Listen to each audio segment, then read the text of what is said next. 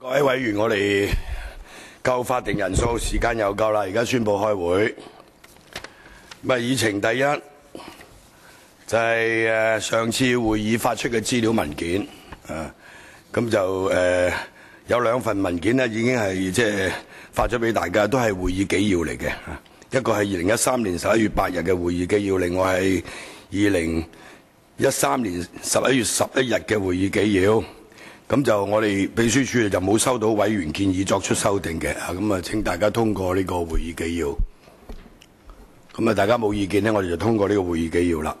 咁議程第二項呢，就上次會議之後發出嘅資料文件。咁上次會議之後就並無發出任何嘅資料文件嘅。議程第三項呢，就下次會議嘅日期同埋討論事項。下次例會呢，就會喺2014年嘅2月10日禮拜一下晝2點半喺會議室3舉行。咁討論嘅事項咧就包括咧就係一，就檢討對社論形式節目同埋個人意見節目嘅規管進行嘅公眾諮詢。咁大家可以參考呢個即係代議事項一覽表嘅第一項啊。咁就莫乃光議員呢，就喺2013年嘅10月18日呢，就致函即係本人要求討論呢件事。咁政府當局已經答應向委員呢簡介有關規管所進行嘅公眾諮詢同埋主要嘅建議嘅啊。咁第二呢，就係嗰個創意香港嘅工作進展報告。咁呢個就好似往常一樣噶啦啊。咁每年都會有呢一個創意香港嘅工作進展報告嘅。咁喺代議事項一覽表嘅第10項嗰裏面有噶啦。咁另外咧就係2014年施政報告嘅相關施政措施嘅簡報，咁就希望各位委員知悉嘅咧就係2014年嘅1月28日，即係禮拜二上晝8點30分至到10點鐘咧，就會喺會議室1舉行特別會議，主要就係聽取呢個商務經濟發展局局長就行政長官2014年度施政報告嘅相關施政措施作出簡報。咁就10月17日咧，我哋就已經發咗嗰個議程通知俾大家噶啦啊。咁另外咧又係莫乃光議員提出嘅事項，咁就莫乃光議員喺2014年嘅1月3日咧就致函本人，就有關通訊事務管理局接獲香港電訊有限公司收購 CSL 呢個 New World Mobility Limited 嘅申請事項，要求呢個事務委員會作出呢個討論嘅。咁咧就據了解咧，就通訊局咧就對呢件事就發出呢個即係公眾諮詢文件，就邀請傳送者牌照嘅持牌人呢，同埋其他利害關係嘅人就諮詢文件提出嘅事宜，或者就其他相關事項咧提出申述，並且以書面形式喺2014年嘅1月24日咧就送達呢個通訊局㗎啦。咁就議員呢。如果就呢件事提出嘅詢問咧，最快咧就要喺2014年嘅1月28日下次特別會議上邊咧，就喺當局就2014年度施政措施嘅簡介完畢之後，就向呢個通訊事務總監提出。如果委員認為通訊辦必須向事務委員會簡介有關嘅事宜，咁我哋可以考慮將呢一個事項擺喺下一次例會裏邊擺一個議程嚟討論嘅啊。莫乃光議員，主席就其實我覺得就有需要嘅，不過都見到咧今日嘅議程咧，其實亦都有講個3支頻譜嗰個編配嗰個，咁老老實實咧問起問題上嚟嗰陣時咧，亦都好有可能咧係涉及到呢個香港電訊收購 CSL 呢一件事嘅，因為其實兩件事似乎都好有影響，影響咗原本。唔係，但係你係咪希望集中嘅焦點講嗰件先得㗎？所以我嘅意思就即係咧，我都好想睇下今日個會議，即係咧大家可以問嗰啲問題，覺得咧係會議之後覺得即係呢一個議程，即係第4項議程。唔係嗱，我冇所謂嘅，你中意問乜都得嘅，係咪？咁但係個議程咧就同呢個未必有直接相關，咁但係既然你寫一封信嚟，咁而家佢政府亦都有個咁嘅答覆，係嘛？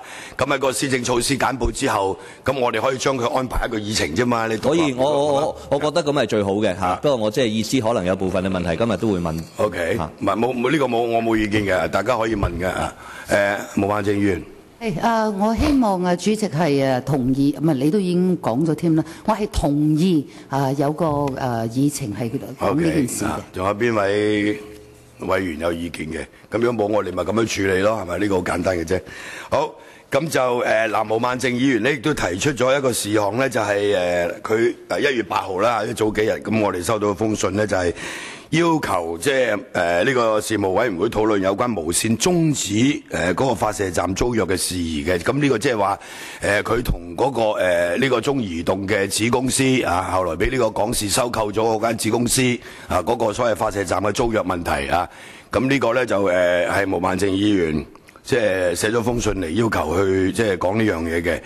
咁就嗱，其實根據了解咧，就相關嘅公司咧，佢就會就呢個即係所謂租約咧，進行一個商業談判嘅。OK， 即係包括呢個港視佢收購咗呢間子公司之後，佢會同呢個無線咧就嗰個租約進行談判嘅。咁所以政府就話俾我哋聽咧，佢就唔可以喺呢個階段裏邊咧就呢件事作出任何嘅評論，係嘛？咁如果即係話相關嘅公司唔能夠喺一個合理嘅時間裏邊達成協議嘅話咧，咁就可以根據電訊條例或者牌照嘅條款去解決。咁通訊局咧就會根據條例去處理嘅。咁大家睇下個電訊條例就知道㗎啦。咁即係嗱，你而家單方面譬如話終止咗嗰個租約係嘛？咁但係喺電訊條例裏邊咧，佢亦都有啲相關嘅規定嘅啊。咁佢雖然係一個商業嘅協議，但係政府係有角色嘅係嘛？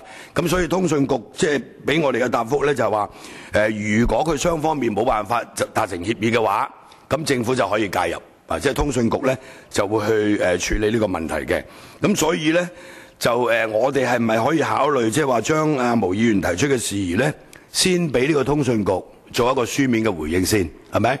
咁然後咧咁就叫佢交代，究竟你幾時或咩情況底下，你先正式去介入呢件事？咁然後我哋先去開個議程啦，係咪？係咪應該咁做咧？係毛孟靜。非常多謝主席嚇，就我認為咁樣處理係最好嘅。Okay. 最緊要我係最擔心話合理時間之內咧，就如果唔能夠達成協議，咩叫合理時間？人哋7-1開台，佢會唔會話我8月1號先再同你傾咁算點啫？係咪？咩叫合理時間？所以我哋希望佢有一個書面嘅具體嘅回覆，好嘛？多謝晒，啱嘅咁樣。OK， 咁就我哋就進入呢個議程嘅第4項，即係今日我哋要討論嘅議題啦，就係現有3G 流動服務頻譜指配期屆滿嘅時候，有關1.9至到2.2吉赫頻帶裏邊頻譜嘅安排啊。咁我哋首先就即係歡迎政府當局、通訊局、通訊辦嘅代表咧出席會議先啊。跳到去3月嗰個會咧，因為我留意到咧係啱啱好喺即係開兩會嗰個禮拜中間嗰度開。我擔心有好多議員都唔喺度，我又見到咧立法會嗰個嘅agenda， 即係成個立法會嗰個咧就冇3月10號嘅，但係我哋自己個委員會嗰個議程咧就有3月10號嘅。咁我想確認下，即係我諗好多同事都唔知道3月10號其實係咪真係一定會開會，而且咧開會就會喺正嗰2個禮拜嘅中間咧，就驚有啲人會唔喺度啊，主席。嗱，我哋暫時仲未有一個確定嘅，即係嗰個即係話遷就佢呢個所謂兩會，然後我哋事務委員會就同大會配合即係可能嗰段時間就即係可能我哋唔開會，我哋而家仲未確定㗎 ，OK 係嘛？到時我哋睇下我哋委員有幾多係兩會代表先得㗎，係咪？咁你都要考慮埋我會都要照開㗎，啱唔啱？我如果咁樣遷就法，我哋咪啲議程排到唔使開都得啦，大佬你開兩會大晒咩？係咪？所以即係不過你而家立法會喺度遷就佢咁解嘅啫。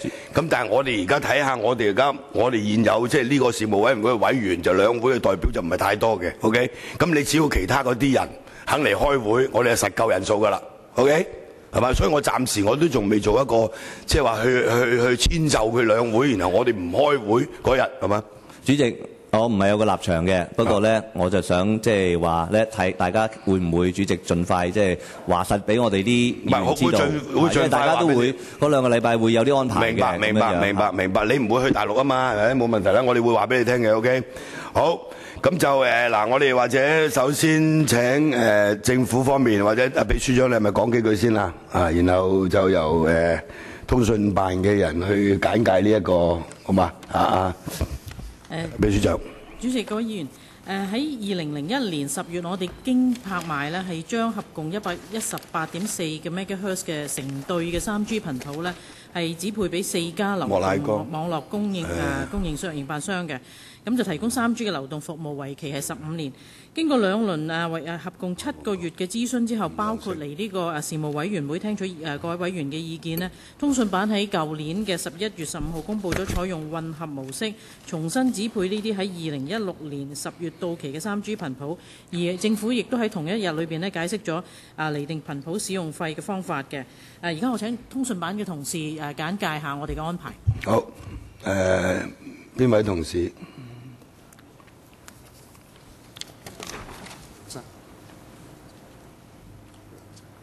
主席，由我嚟用投影片簡單介紹下嗰個文件嘅內容。正如頭先常任秘書長介紹啦，通訊局係會用一個混合嘅模式咧，去重新指配呢個3G 嘅頻譜嘅。意思即係話咧，其實我哋會俾翻呢4家現有嘅3G 嘅營辦商咧一個優先權，去攞翻呢個2/3嘅3G 頻譜，而剩翻嗰1/3咧，我哋就會係透過呢個公開拍賣嘅形式咧，係去重新指配嘅。如果有3G 頻譜，即係3G 嘅營辦商，佢哋決定唔行使呢個優先權咧，其實騰出嚟嘅頻譜咧都會一併嘅去公開拍賣。同一個時間咧，商務及經濟發展局局長咧，亦都定出咗呢個重新拍賣頻譜嘅底價為每兆赫4800萬元。另外優先權嘅頻譜咧，嗰個定價咧就會跟隨呢個重新拍賣嘅頻譜嘅成交價，亦都有一個下限咧就係每兆赫6600萬元，同埋一個上限咧就係每兆赫8600萬元。喺我想介紹呢個混合模式對嗰個服務個影響之前呢，我想講講嗰個規管嘅情況同埋現時嗰個市場嘅環境。其實呢個流動服務喺80年代已經開始有啦。咁呢個流動服務嘅市場呢，實質其實喺80年代開始已經係全面開放，亦即是話啦，我哋係唔會設有牌照嘅限制，亦都唔會設有外資資本嘅限制。唯一嘅限制咧就係話，如果有新嘅經營者佢哋有興趣進入市場咧，就必須要等待我哋有發放新嘅頻譜嘅時候，透過取得呢啲頻譜咧，先至可以進入個市場。但係同一個時間，我諗大家都知啦，就其實合併同收購咧都有機會發生嘅。咁所以喺呢啲情況之下咧，流動網絡嗰個營辦商嘅數目咧，或者市場嘅競爭嘅程度咧，都可能因為呢啲嘅交易咧係而減少。正因為呢個原因咧，通訊局係時刻都會留意咧，喺佢執行佢個法定職能嘅時候咧，就考慮呢個促進呢個競爭嘅需要。呢個圖表咧就睇得到咧，而家係我哋有5間嘅流動嘅營辦商，佢哋一共咧獲指配咗572兆赫嘅頻譜，係分別提供2G 啦、3G 同4G 嘅服務。今日我哋討論緊嘅重新指配咧，就係講緊綠色呢啲嘅頻譜，佔全部頻譜嘅數量嘅大概1/5。我都想喺度講咧，其實呢度所有嘅頻譜咧，我哋都係用一個叫做技術中立嘅形式去支配。換句話說咧，營辦商係可以因應住個市場發展咧，隨時改動呢啲頻譜咧，去應付2G、3G 抑或係4G 嘅服務，係而無需通訊局事先嘅同意嘅。咁頻譜係一個珍貴嘅資源啦，所以使用呢啲頻譜去提供流動通訊服務嘅時候咧，係需要繳付呢個頻譜嘅使用費嘅。咁而呢度咧就係亦都將我哋最近幾次嘅頻譜拍賣嘅日期啦，所涉及嘅頻帶同埋最後嘅成交價咧係登咗出嚟。大家見到咧，其實個成交價就有高有低，有啲係接近底價成交，亦都有啲係非常之高啦。就正如2011年3月，每兆赫咧個成交價係9760萬元。咁嗰時嘅係由呢個和記同埋呢個數碼通投得有關嘅頻譜嘅。其實呢個流動數據嘅用量咧，係自呢個2007年智能電話開始面世之後咧，先至係有一個好急速嘅增長，亦都係進入咗一個高嘅增長期。最近嘅情況就係話，每一個用戶咧，其實佢平均每個月咧都用超過950個 megabyte 㗎啦。用呢個流動數據服務咧，其實係可以用 3G 嘅網絡或者4G 嘅網絡。實際上嚟講，而家因為大部分嘅用戶都仲係可能係用住 3G 嘅手機咧，所以嗰個用戶個數量係960萬啦。咁所以計起上嚟咧，每個兆赫嘅頻譜係要支援55,000個用戶。但係調翻轉講，因為 4G 咧就啱啱開2012年9月先至引入啦。而家已經有180萬客，但係計起上嚟咧，佢哋每兆赫所支援嘅用戶嘅數量咧，只不過係 3G 嘅1%嘅啫。正正因為咁呢，當 3G 網絡喺繁忙時間、繁忙地點出現擠塞嘅時候呢，其實 4G 嘅網絡呢係仍然有充裕嘅容量呢去應付呢個流動數據服務嘅。咁當然啦，亦都有好多市民反映就喺港鐵沿線呢嗰個網絡擠塞嘅情況呢係特別嘅嚴重嘅。咁我都想喺度解釋呢，其實最主要嘅原因呢，就係因為其實而家網絡商雖然頭先我都講咗有好多嘅 4G 嘅頻譜，但係實際上呢，喺地鐵裏邊呢，佢哋暫時都未採用呢啲頻譜咧去提供服務。換句話說，喺地鐵裏邊咧係只有 2G 同 3G 嘅頻譜。咁雖然佢哋都有將部分嘅頻譜咧轉作呢個 4G 嘅用途，但係始終因為頻譜嘅數量咧唔夠係戶外咁多嚇，所以咧嗰個網絡嘅擠塞係比較顯著嘅。咁我想講翻啦，咁究竟混合模式對嗰個服務質素嘅影響係點樣呢？咁政府其實都委任咗一個顧問咧去進行一個評估。呢間公司係叫 Network Strategies 啦。咁佢就喺上年嘅8月咧就提交咗佢哋嘅顧問報告。佢哋嘅結論就係話咧，混合模式係唔應該對香港流動嘅服務質素咧帶嚟任何不良嘅影響嘅。佢主要嘅理據咧就係因為我哋而家呢個混合嘅模式咧，其實已經係肯定咗俾翻2/3嘅頻譜俾翻呢4間現有嘅公司嚇，而且佢哋不單如此咧，亦都可以透過呢個競投咧去攞翻1/3嘅頻譜或者甚至更多。咁所以咧喺呢方面係有一定嘅保障。另一方面咧要投嘅頻譜其實頭先大家睇到個表咧，只不過係佔佢哋手頭上持有嘅頻譜7至10%嘅啫。咁所以其實只要呢啲營辦商佢能夠重整佢哋嘅頻譜執一執佢嘅頻譜，咁佢基本上就可以滿足到 2G、3G 同 4G 嘅需求。另一方面咧，其實而家佢哋提供緊嘅服務咧，本身嚟講咧都唔會係分即係2G、3G、4G 嘅啦，佢哋係一個綜合嘅數據服務。係咁樣嘅情況之下，只要你個手機支援乜嘢嘅制式咧，佢就可以提供到乜嘢嘅服務。咁香港人就慣於換手機嘅，咁實際上嚟講咧，我哋亦都見到營辦商好努力咁去推廣緊LTE 4G 嘅服務。喺嚟緊嘅3年咧，我哋會預計大部分好多嘅用戶咧係轉用呢個 4G 嘅手機，從而將嗰個用量咧由 3G 網絡帶咗去 4G 網絡。咁所以正因為咁咧，就舒緩咗呢個 3G 網絡嗰個流量嘅需求。另一方面咧，其實而家嘅 3G 嘅現有營辦商咧，係租緊佢哋一啲嘅容量咧，係俾其他嘅營辦商同埋呢個流動虛擬網絡嘅營辦商。咁如果佢哋真係覺得喺重新拍賣咗頻譜或者攞唔翻呢啲頻譜之後咧，其實佢哋可以考慮租少啲出去，以剩翻嘅頻譜咧係去主要係招呼翻自己嘅用戶嘅需要嘅。咁3G 嘅營辦商喺呢方面佢哋未必同意我哋嘅睇法啦，亦都請咗佢哋嘅顧問，佢叫 Plum 啦，就去做一個嘅研究。咁佢哋嘅睇法就係覺得咧，如果我哋採用混合模式咧，3G 嘅數據下載速度咧會大幅嘅下跌，甚至喺地鐵沿線根本就打唔到電話咁樣。喺呢方面嘅聲稱咧，其實通訊局係並不認同嘅。最主要原因就係因為咧，我哋覺得佢哋嗰個計算咧，只不過係聚焦喺頭先嘅我哋講嘅 3G 網絡。佢哋對於 4G 網絡有充分嘅容量去應付呢個數據服務呢個事實咧，係完全冇提及到嘅。另一方面咧，喺話音通訊方面咧，其實因為呢個係一個實時嘅要求嚟嘅，咁所以咧，流動網絡營辦商其實喺規劃個網絡嘅時候咧，必定會將話音通訊咧係優先於呢個數據通訊嘅。咁Plum 都承認咧，其實要招呼呢個話音服務咧，喺佢哋報告裏邊咧係需要14% 嘅網絡容量嘅啫。而今日我哋講緊嘅模式咧，混合模式咧，其實係俾翻2/3，即係至少67% 嘅容量俾佢哋。咁所以我哋就唔覺得咧呢個容量係唔足夠去應付呢個話音嘅服務。況且咧，其實 2G 嘅網絡咧，實際上咧都係主要係愛嚟應付呢個話音嘅服務。而 2G 嘅網絡裏邊嘅頻譜咧，喺今次嘅即係所謂重新編指配裏邊咧，係完全不受影響嘅。咁另一方面咧，就係話喺嗰個收費方面啦，咁有一啲評論就擔心咧，我哋呢個混合模式咧就會影響嗰個收費。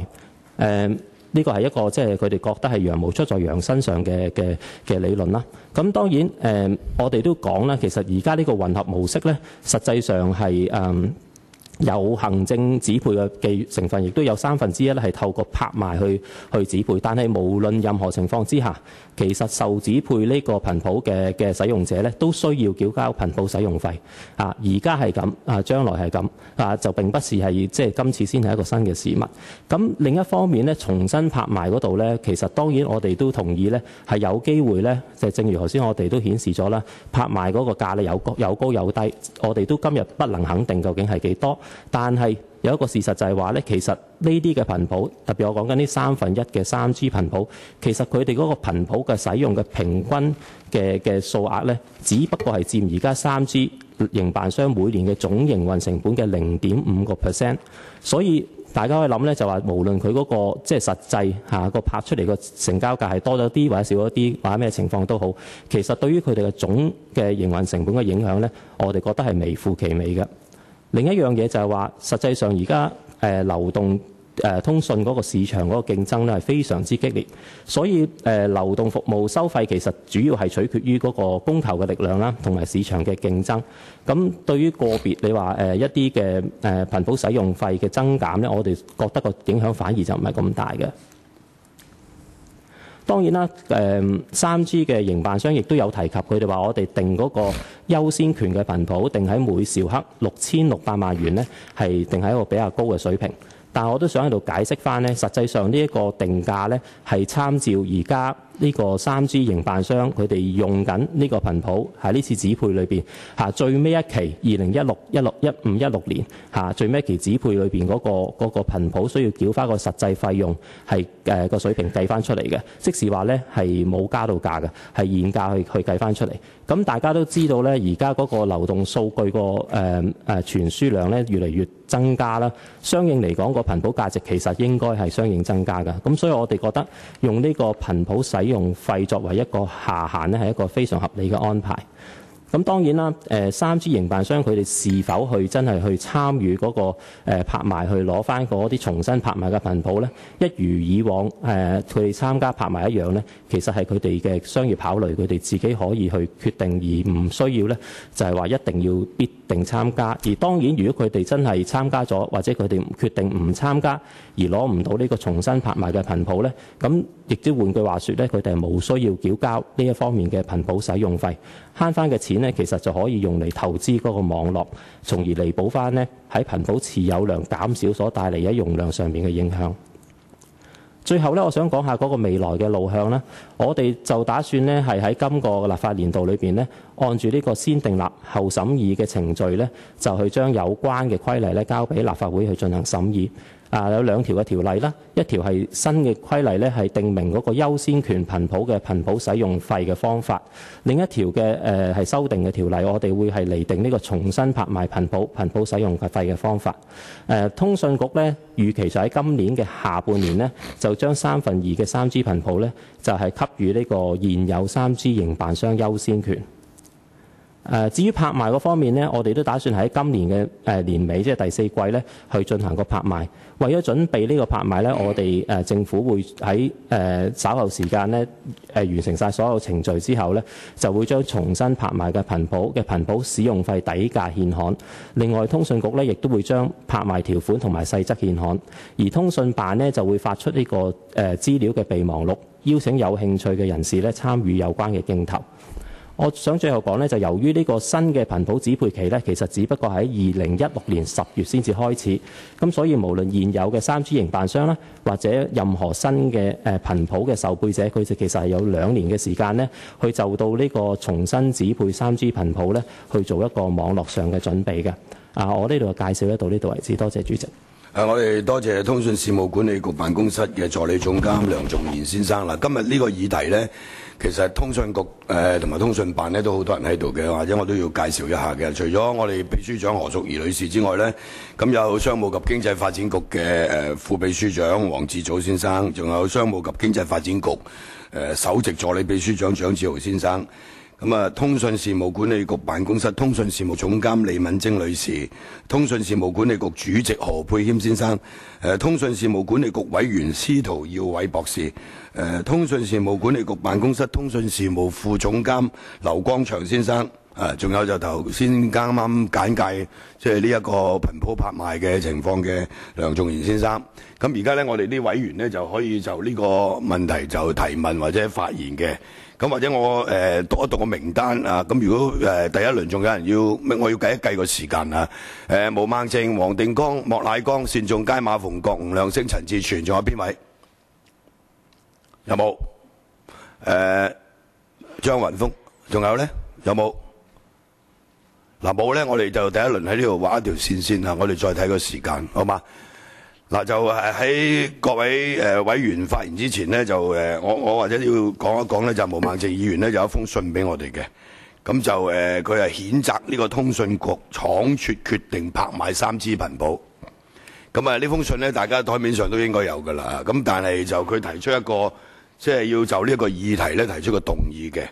咁就而家動議我哋未收到啊！你動議嘅內容有喺度係嘛 ？OK， 就後邊嗰段 OK。本委員會譴責當局倉促，就話倉促啦，呢個係倉促決定拍賣部分3G 頻譜，並要求當局收回有關決定。當局應先諮詢本委員會意見後，方重新考慮有關頻譜使用的決定。咁嗱，由於呢個議題咧都同我哋嗰個即係直接相關嘅，係嘛？咁就我哋都可以喺個會議上邊去處理呢一個議題嘅。咁就嗱，但係政府就有個回應嘅，通訊局就毛孟靜議員提出嘅動議議案咧，就作出咗一個回應嘅。咁喺文件上面都有嘅，大家可以睇下啊。咁我就唔喺呢度再去講嗰個回應，因為如果大家有睇文件，咁你就知道政府個回應，個回應係咪具體，係咪你覺得滿意？咁就如果你有睇過，你就知道啦，係咪？咁如果你冇睇，咁我都冇計嘅，不過我一定要提醒你，係嘛？咁究竟係咪倉促決定，或者未諮詢過本委員會啦？喺呢個3G頻呢個頻譜拍賣咧，喺呢度講過好多次㗎啦。OK， 所以毛孟靜議員嗰個話要再諮詢本委員會咧，我就即係。我唔知點樣諮詢，講過90幾次㗎喺呢度係嘛？咁你可以到時喺立法啦，或者其他渠道你都可以反對。不過呢個議題同我本議案相關，咁我哋都會處理嘅嚇。咁一陣間咪可以大家討論之後表決咯。呢個冇問題嘅嚇。咁就另外一樣嘢咧，就即係希望大家即係喺發言嘅時候咧，即係如果睇完晒啲文件之後，大家即係都我哋作為一個立法會嘅事務委員會咧，其實我哋有責任咧，即係對政府所有呢啲即係所謂通訊嘅政策咧，都係要有效去監督佢嘅。咁呢個問題因為引起好大嘅爭議嘅。咁香港係一個自由市場，究竟你係開放市場俾人自由競爭啊？你又係搞社會主義咧？咁啊，大家有唔同嘅睇法。咁另外咧，我哋覺得最緊要係消費者嘅利益擺第一，係嘛？乜都假，係嘛？因為你開放市場有咁多個營辦商，所以你先收費平啊嘛，係咪？如果你唔係一個開放競爭，可能講緊而家咧收你500蚊一個月都未定，或者600蚊一個月，係嘛？所以大家都要從呢啲角度去考慮。特別係我哋係咪要即係要益嗰啲財團咧？呢個亦都係一個問題嚟嘅。好，咁啊，我哋跟住咧就到毛孟靜議員。我今日係非常非常遺憾通訊局嘅。每人4分鐘。嚇？每日4分鐘，每人。你呢個決定喺舊年11月15號已經做晒㗎啦，而家就1月新嘅一年1月13號就嚟解釋，就話政府嘅顧問呢就咁講，你就用政府自己聘用嘅顧問呢嚟反駁通訊商自己做嘅嗰套顧問報告。咁當然你有咁嘅權啦，但係你自己問心嗰句公唔公道先？你上一次已經係我真係覺得倉促嘅咯，我哋都未傾晒兩個顧問報告，你擺埋一齊俾我哋睇一睇，互相比較一下得唔得先？而家你1月13號嚟講，你話個未來路向呢，就提交立法會審議咩呢？來來去去係講頻譜使用費或者使用費嘅問題，你根本就已經先斬後奏，你已經決定晒啦，嗰個政策已經喺度噶啦。你除非嗰啲通訊商真係去司法覆核你嘅啫，咁你事實係當呢個會冇到咯。話問咗呢個會好多次嘅，諮詢咗好多次，我就新入嚟嘅，2012年先入嚟，我就唔覺得諮詢咗好多次，係未曾睇清楚。最緊要嗰句就係你咁樣改法，3G 到 4G 嗰個階段啊，英文原來有個字嘅叫 churn 啊，我啱啱先學識添咋。嗰度嗰個花費係真係全部羊毛出在羊身上，對消費者係唔公平嘅。你正話介紹嘅時候話，香港人呢就換手機換得好頻密。喂，而家講環保啊，你唔好真係唔係都喺度呢架又新，嗰架又舊，係掟到成個香港堆填區都係嗰啲舊金屬先得㗎。我就真係希望你哋考慮，真係你哋呢啲營商呢啲事件，你就以話我哋喂開放多啲，而家拍賣價高者得呢個資本主義嘅最高嘅精神，但係講到底係唔係公道呢？阿毛委員，你係想問問題定係你講到呢度就完呢？你有4分鐘時間，有答啊？唔係你問咩？公唔公道啊？整件事公唔公道啊？你個時間表咁樣挾住嚟，你喺呢度單方面喺度批評人，電信商係冇得坐喺度答你嘅喎，係冇對流嘅喎。我亦都未聽過有呢啲咁嘅交流咯。我等陣仲有電信商嚟投訴㗎，你有冇搞錯啊？咁樣先斬後奏法。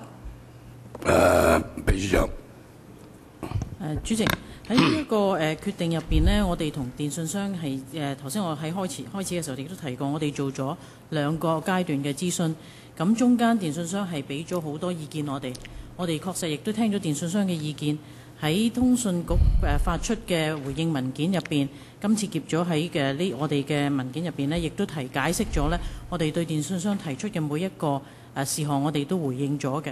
咁其實我覺得如果你問我係咪公唔公道，我覺得係有經過一個充分嘅諮詢同埋交流之後呢，我哋作出咗一個咁嘅決定嘅。多謝主席。你仲有20秒，話冇嘢講。下一位黃定光。多謝主席，唔好意思，因為滴咗啲放大瞳孔啲藥水呢，要戴住太陽眼鏡。有型，唔好意思。繼續。主席啊。毛孟靜議員喺函件裏面指出呢，我引述未有給予足夠時間讓公眾及現有營辦商討論和了解決定背後嘅理據。引述完畢。我想問問當局啊，有關個諮詢，包括同營辦商啦、立法會啦以及公眾呢，嗰個諮詢嘅詳情係點樣？咁我着重呢，希望能夠講講包括諮詢嘅內容同埋時間。第二個問題呢，就係而家現有嘅營辦商所持有嘅3G 頻譜使用嘅狀況。我呢度呢，主要呢想了解一下，尤其是佢哋出租嘅情況。佢哋使用之餘呢，亦都有出租嘅。第三個問題呢，就係想問局方啊，按照局方而家現有安排，重新指配3G 頻譜，究竟對消費者嘅影響，尤其是係對服務嘅質素、服務嘅費用、市場競爭喺好同壞方面，你哋能夠詳細介紹一下呢？三個問題。李女士，多謝主席。首先呢，談到公眾諮詢呢，其實呢，就三資頻譜重新指配一事啦，我哋係早響2012年嘅3月，當其時確實毛孟靜議員並不是立法會議員嘅時候呢，我哋已經推出第一輪嘅公眾諮詢。公眾諮詢呢，主要係將個三資頻譜裏邊牽涉到嘅種種嘅唔同嘅事項，同埋我哋都建議中有3個唔同嘅處理方法呢，係擺晒出嚟，等所有嘅有關嘅流動嘅營辦商，包括三資營辦商同埋其他有興趣嘅人士呢，都可以經過一個書面嘅方式咧，向我哋提交嘅意見書。第一輪嘅公眾諮詢總共用咗3個半月。跟住我哋響去年再做第2輪嘅公眾諮詢，就將個方案呢係將佢集中咧向一個混合方案去諮詢呢個電訊商同埋公眾。第2輪嘅諮詢亦都做咗3個半月，而喺第2輪嘅諮詢嘅途中呢，我哋得到小組委員會主席嘅首肯咧，喺舊年嘅3月27號呢，係出席咗小組委員會個咪個公聽會，去聽包括立法會議員、包括電訊商、包括有興趣嘅人士，就我哋喺第2輪諮詢嘅文件裏邊詳盡嘅一啲方案呢嘅意見。成個公眾諮詢呢係用咗7個月，由我哋2012年開始展開3月展開呢個三資頻譜指配工作嘅安排，到今年喺舊年嘅通訊事務管理局11月去作出嘅決定啦，前後用咗超過19個月。好似頭先議員咁講，其實唔同嘅時段喺呢個委員會都有就個諮詢啦，有就呢個事件咧係對我哋提供個意見。營辦商頭先毛議員講話唔公道，我可以同大家講，政府去安排嗰個政府嘅顧問喺去做個3個半月嘅顧問報告裏邊呢，營辦商呢緊密地向我哋提供咗好多嘅意見，包括數據上，包括就顧問做咗個初期嘅報告嘅評估呢，係有同營辦商作出呢個分享嘅。而當通訊事務管理局喺舊年11月公開佢嘅決定、公開嘅理據嘅時候呢，我哋同一時間公佈咗一份長達70頁嘅對公眾諮詢搜集意見嘅回應，當中唔止包括好詳盡地講返政府顧問報告作出嘅一啲評估，亦都逐點反駁，用我嘅理據詳列咗出嚟，就係4個三資營辦商佢哋安排個 plum 嘅顧問報告結果，我哋嘅睇法，呢啲即日喺11月15日已經上咗網。可能阿毛議員佢冇機會睇，佢喺11月18號就已經寫咗呢個文件入嚟，要話主席遺憾我哋啦。再者，今天我哋先至可以安排到有一個時間嚟呢個小組委員會去講三資呢個指配嘅事宜呢，其實都唔係我哋嘅控制範圍之內。而呢個會議冇營辦商、冇電訊商喺度，亦都唔係我哋嘅安排。咁希望主席同埋議員係理解。主席，第2個問題未覆我。係。第2個問題。第2個問題就係現有嘅營辦商所持有三資頻譜嘅使用狀況，尤其是係出租嘅狀況係點樣樣？其實咧，現有嘅三資營辦商咧，雖然佢哋有個三資嘅頻譜嘅數量，經過2001年嗰個通過拍賣指配咧，係數量一樣。但係用喺佢哋嗰個服務嗰方面呢，就其實好睇佢哋自己每個營辦商佢有幾多客戶啦。我哋了解呢，有一啲營辦商呢，其實佢可以呢通過租去嗰啲網絡嘅容量呢，俾一啲冇三資頻譜嘅營辦商呢去營運三資嘅服務嘅。譬如至少而家有2間呢個現有三資營辦商，就係 CSL。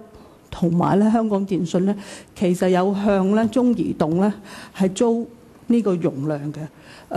我哋最近得到個資料咧，就顯示咧，Hong Kong T咧係直情係有呢個咁樣嘅容量咧，可以照顧中國移動嚟緊超過10年嘅用佢自己嘅50% Hong Kong T 嘅3G 嘅容量咧，係向中國移動租呢啲咁嘅網絡嘅。咁所以係真係因應咧，佢自己有幾多客啦，同埋佢會唔會覺得租出去咧，佢得到嘅利益咧係大過佢自己係用。嗱，或者咧，阿總監，你留翻下一部分，你再回應阿黃定光即係第3個問題咧，因為我哋個時間問題係嘛。下一位就莫乃光議員。主席唔該，咁我覺得公道啲講呢，就當局就有做諮詢嘅，不過個結果雖然未必係個業界同意，咁或者未必大部分業界同意啦，咁啊即係或者你聽咗好多意見，不過最後你決定嗰樣嘢同業界唔同嘅意見啦，咁你都有做諮詢嘅，咁但係呢，我諗我比較關注就係呢份文件同埋頭先嗰個解釋呢份嘅簡介入邊呢，就其實冇將一啲最新嘅情況去提到啊，嚇咁大家都知嗰樣係咩啦，就係而家話香港電訊就話要買嗰個CSL 嗰啲嘅嗰個成間公司買咗佢啦，合併啦，等於咁呢個新發展啊，因為呢個新發展呢，令到呢其實你真係可能攞出嚟嘅拍賣嘅頻譜呢就多咗喎，因為佢話歸還一啲出俾你，咁但係另外呢，又可能個競爭少咗嘅喎，因為呢原本香港有5間現行嘅公司啦，可能得翻3間去投嘅啫喎，因為有2間就話咗唔投。如果個交易係成功嚇，當然個交易係未通過嘅，你哋仲係做緊諮詢，又有3個月，咁又喺度諮詢緊。咁但係我都想即係問一問，即係呢一個，因為好可能而家你同我哋講嘅嘢未必係最後發生嘅事嚟㗎，因為呢嗰個頻譜嘅數量同埋參與者嘅數量都會有變啊。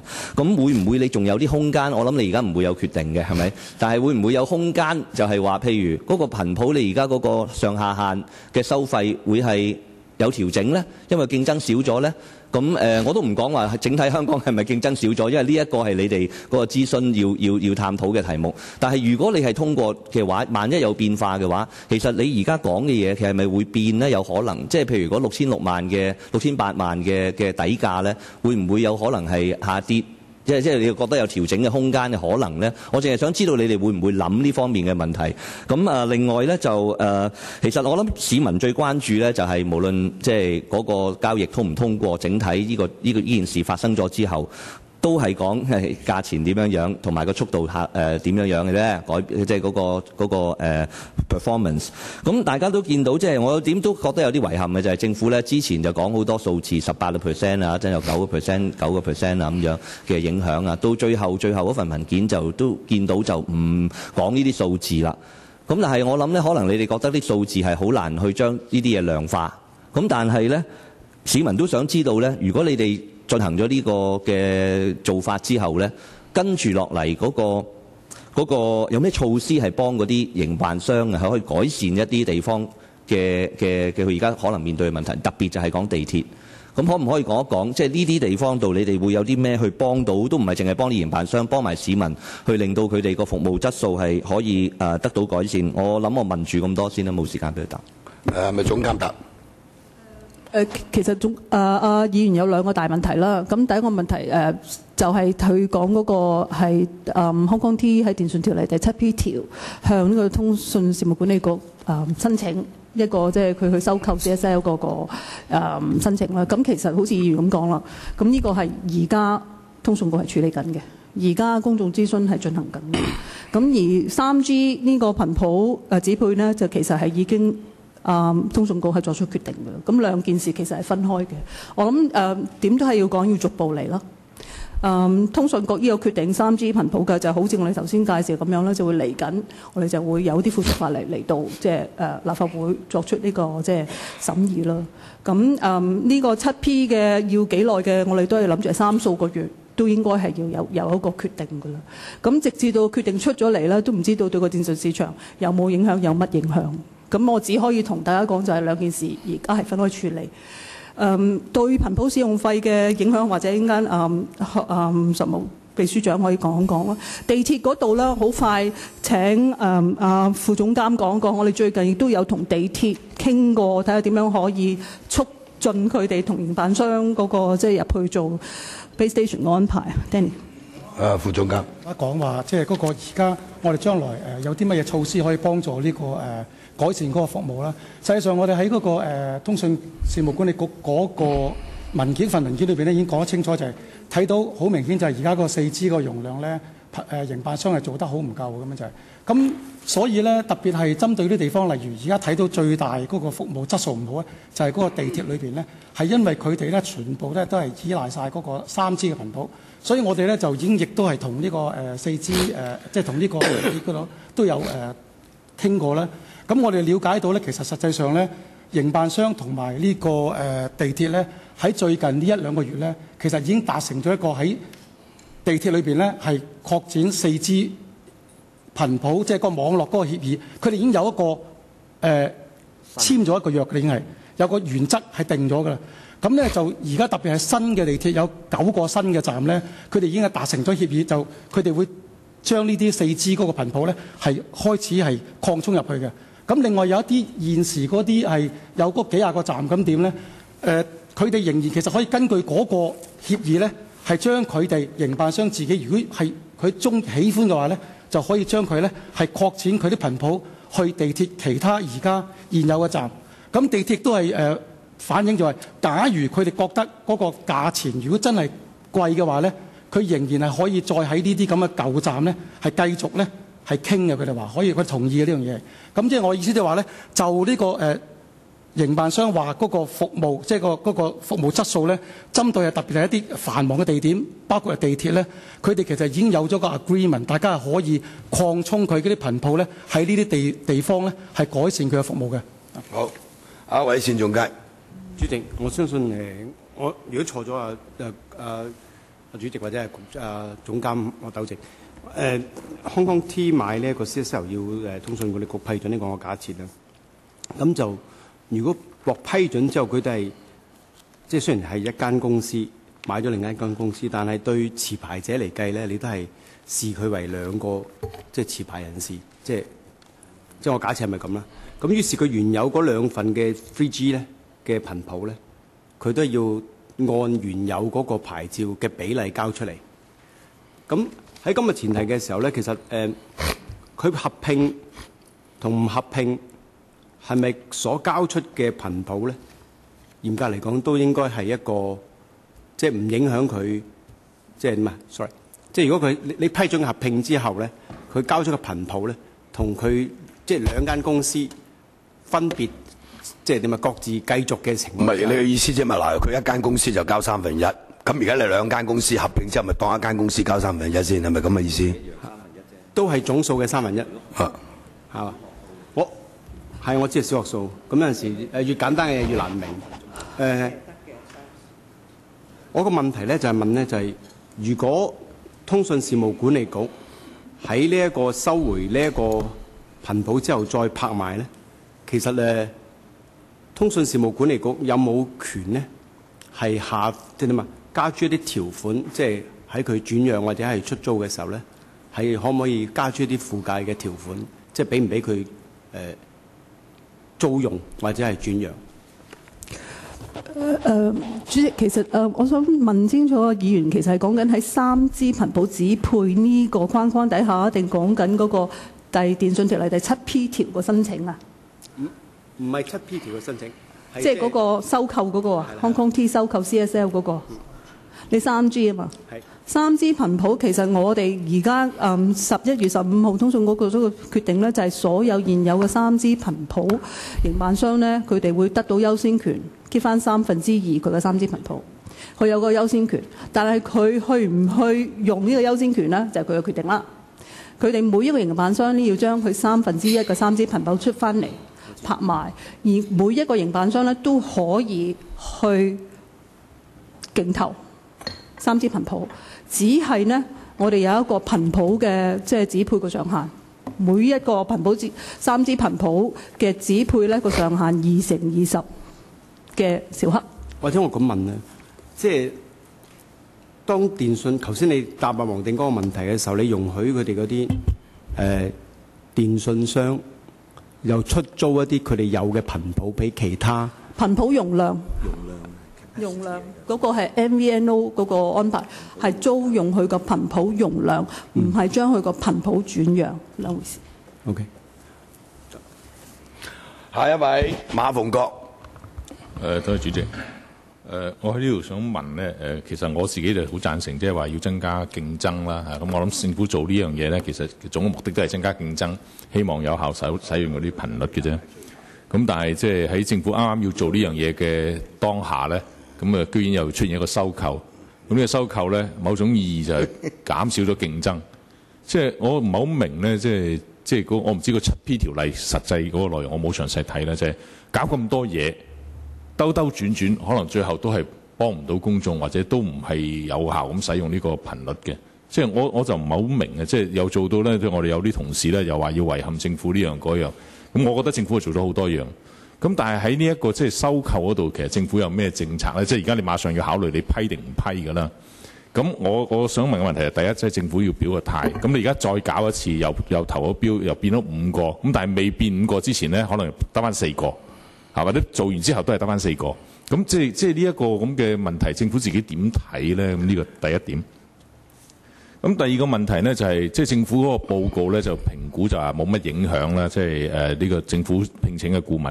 咁但係你做呢個報告嘅時候咧，就並未出現呢個收購嘅。咁而家出現咗呢個收購啦。咁之後政府又點睇？如果你批准之後呢個收購之後，嗰個影響又會係點？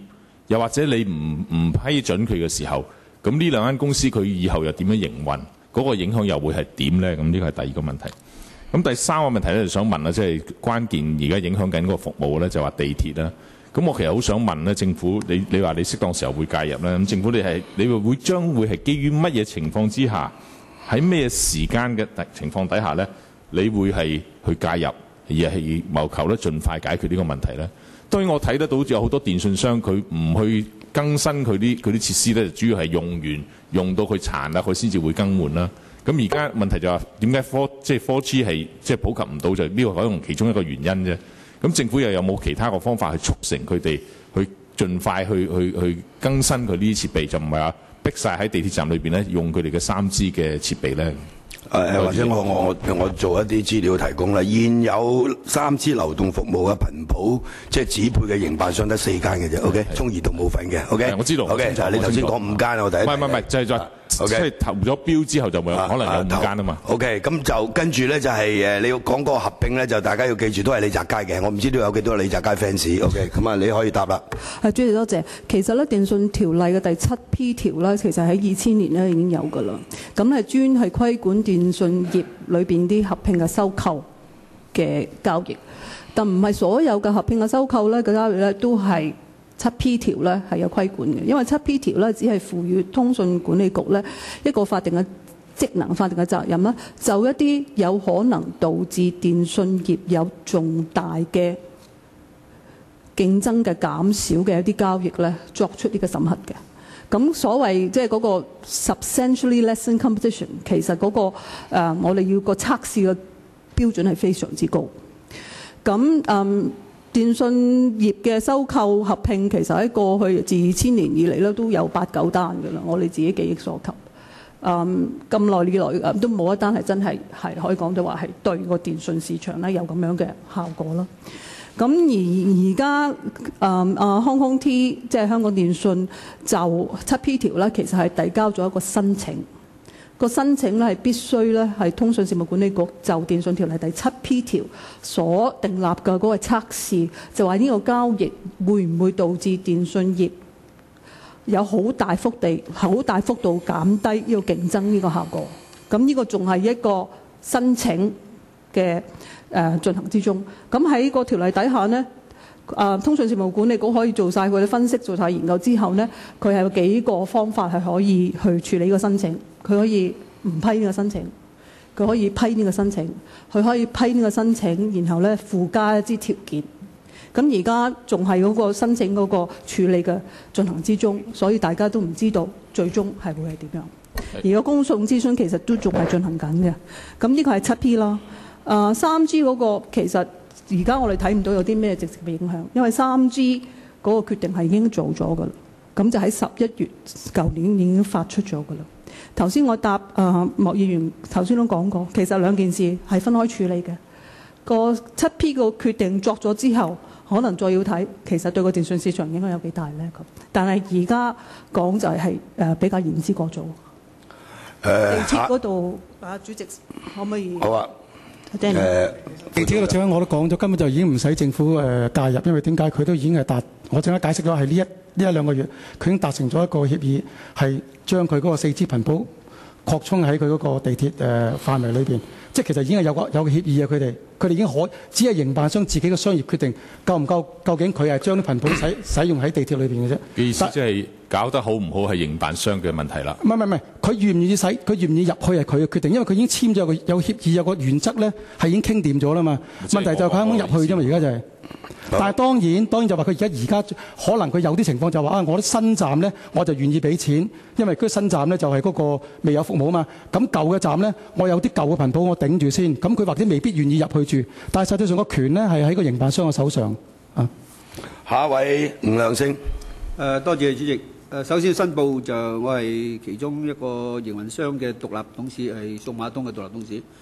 但係我想就問3個簡單問題咧，但係都有希望概括啲、簡單啲答咧。第一咧就係諮詢咧，的確聽起上嚟係頭先係無辜辜被屈咗，你哋話倉促，咁啊就係我都同意咧，就你哋係較早已經有諮詢，所以就無辜辜屈咗你哋咧，就唔係幾啱。第二咧就係我覺得諮詢咧裏邊咧涉及到好多叫顧問，咁顧問咧就兩方面嘅都有顧問。有幫緊政府去攞緊資料，有一方面幫緊有關營運商。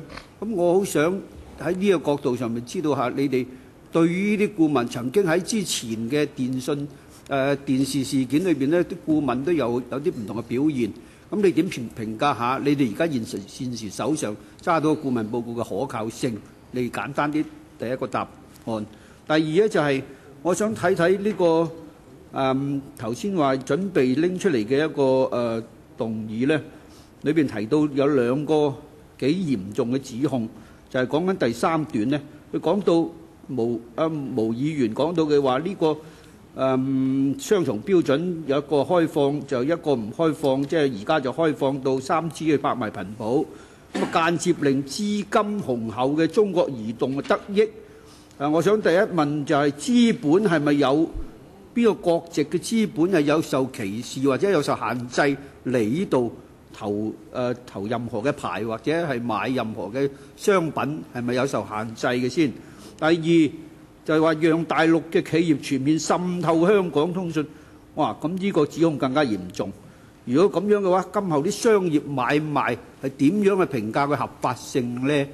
我諗你最後嗰個問題，佢哋答你唔到嘅，係咪？而家香港都好多國企啦，係咪？咁你不如就前面嗰2個啦，好嘛？好嘛？唔緊要。OK 啊，秘書長或者總監。第一個就冇得答啦。第二個就講話顧問咧，我諗我哋只可以評論咧，就係由政府去安排嗰個顧問啦。咁嗰個顧問喺做呢個顧問報告嘅時候咧，係完全獨立嘅。佢哋同呢個電訊商向呢個電訊商要求提供嘅所有嗰啲商業敏感資料呢，都係直接由電訊商同佢顧問呢自己直接溝通，亦都唔經通訊辦或者通訊局。而呢，亦都根據我哋之前同呢個電訊商嘅協議呢，喺呢個報告出咗之後呢，我哋已經將所有嘅顧問收到嗰啲敏感嘅商業敏感資料呢，全部都摧毀。所以嗰個可靠性嗰度，相信都都有一定嘅保證咯。下一位陳志全。唔該，主席，我同意咧，局方今次係有做諮詢㗎，個諮詢期咧仲爭啲長過政改添，但係咧就俾人覺得好似政改咁樣，即係先有咗結論，先至去做諮詢。嗰啲 3G 營辦商講乜咧唔理㗎啦，你已經決定咗呢個混合模式，即係好自由，一開始就係咁。咁希望調翻轉政改就唔好好似學今次咁，即係兩邊鋪陳理據，跟住你駁晒，你嗰邊駁晒人哋咧就 OK， 駁取就進行啦。嗱，我嗰個出發點都係從用家角度嘅，其實就係話個服務質素會唔會下降，個服務收費會唔會飆升，咁會唔會即係用家嚟講係得不償失？我見政府個報告就非常之樂觀㗎，佢係信嗰個報告就話唔會帶嚟任何不良影響，但係對方嗰個報告呢，就當然好多問題啦，尤其是講地鐵啦。我哋都知道地鐵呢就係呢個流動電話重災區，即係繁忙時間甚或至啦係打唔到電話啦，WhatsApp send 唔到啦咁樣。咁我想問政府其實有冇去做過特別你嗰邊個顧問報告有冇特別去做過地鐵繁忙時間重災區嘅情況先？如果你嗰啲網絡商被你收翻咗1/3之後，佢又投唔翻，其實會唔會有一個好大嘅問題出現呢？咁同埋你話唔會帶嚟任何影響呢？建基於好多就係因為遲啲都會即係大家多啲人用 4G 啦。咁我唔知大家用咗 4G 名我都有，但係我就唔開嘅，因為好食電嘅。咁就大家唔可以 assume 我啲消費者即係話啊，你 3G 唔掂唔緊要 ，3G 即係塞到點樣災難性都唔緊要，只要大家呢將來用咗 4G 呢，就已經即係可以解決咗呢個問題㗎啦。我就覺得唔可以咁講㗎啦。咁喺 3G 你係咪要逼市民即係一定要個個去升去做 4G 先啊？或者一定逼我開食電都要開用 4G？ 咁你喺 3G 嗰度個問題都係要評估去解決。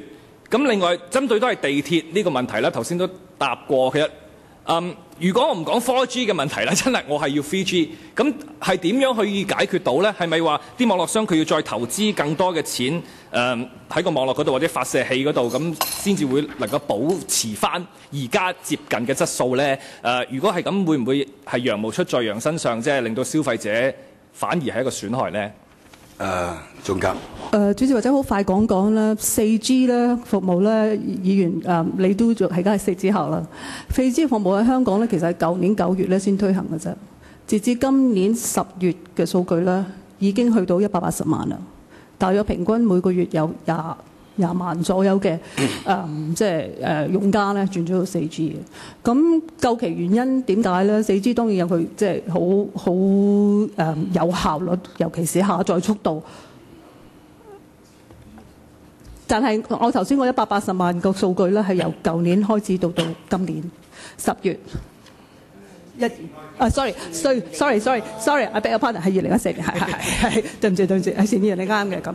咁而因為佢個數據下載速度咧，可以去到150個每 Mbps， 咁自然有香港好多，尤其是年青人啦，好似你咁年青嘅人，係會好中意即係追求呢啲即係高數據下載嘅一啲嘅服務嘅數據。而其實營辦商咧，佢唔係冇做到一啲動作咧去推廣 4G 嘅，只不過我哋覺得佢做得唔夠。點解我會咁講咧？因為而家營辦商推出好多啲綜合嘅3G、4G 嘅服務嘅，佢每個月費咧，我哋做過呢個市場調查，可以低至118蚊，你就可以用 4G 噶啦。3G、4G 嘅手機咧，比比皆是。我諗而家你去市場咧，你揾唔到一個淨3G 嘅手機嘅。咁而家大趨勢咧，其實就係啲人係會正常地咧，喺一個即係喺一個用呢個流動電話嘅一個過程中，用流動數據嘅過程之中，係一個演進嘅模式嚟嘅，即係擋都擋唔住嘅。所以我哋唔擔心咧4G 嘅客咧唔會話係到咁上下咧係可以吸收咗3G 嘅客。頭先咁講得180萬嘅4G 客，我有960萬嘅3G 客，但係啲頻譜咧4G 咧多到不得了。咁所以而家係集中係而家處理，而家已經發生緊喺地鐵，而家已經喺地鐵裏邊有啲唔同嘅站咧有呢個擠塞嘅情況，唔係去到2016年我哋頻譜轉手嗰陣先會發生，而家已經發生緊。而所以我哋通訊局喺舊年出嗰個決定嘅時候咧，係話而家個營辦商就已經其實要做一啲嘢去改善佢個服務。好，下一位張華峰。我條主要問題講嗰兩個顧問報告南轅北轍，問佢哋有冇做過。冇時間，留翻下一次佢再答第二個嘅時候去答呢個問題。張華峰。多謝主席。即係就拍賣3G 嘅頻譜嗰個問題上咧，政府文件第16段指嗰個流動網絡嘅營辦商使用其持有嘅4G 嘅頻譜咧，係有充裕嘅容量提供流動數據嘅服務嘅。咁又指混合方案下新拍賣嘅呢個3G 頻譜只佔個別嘅營辦商嘅總嘅頻譜嘅持有量7至10% 嘅啫。咁但係電訊供應商明顯咧同政府呢種睇法係有啲出入嘅。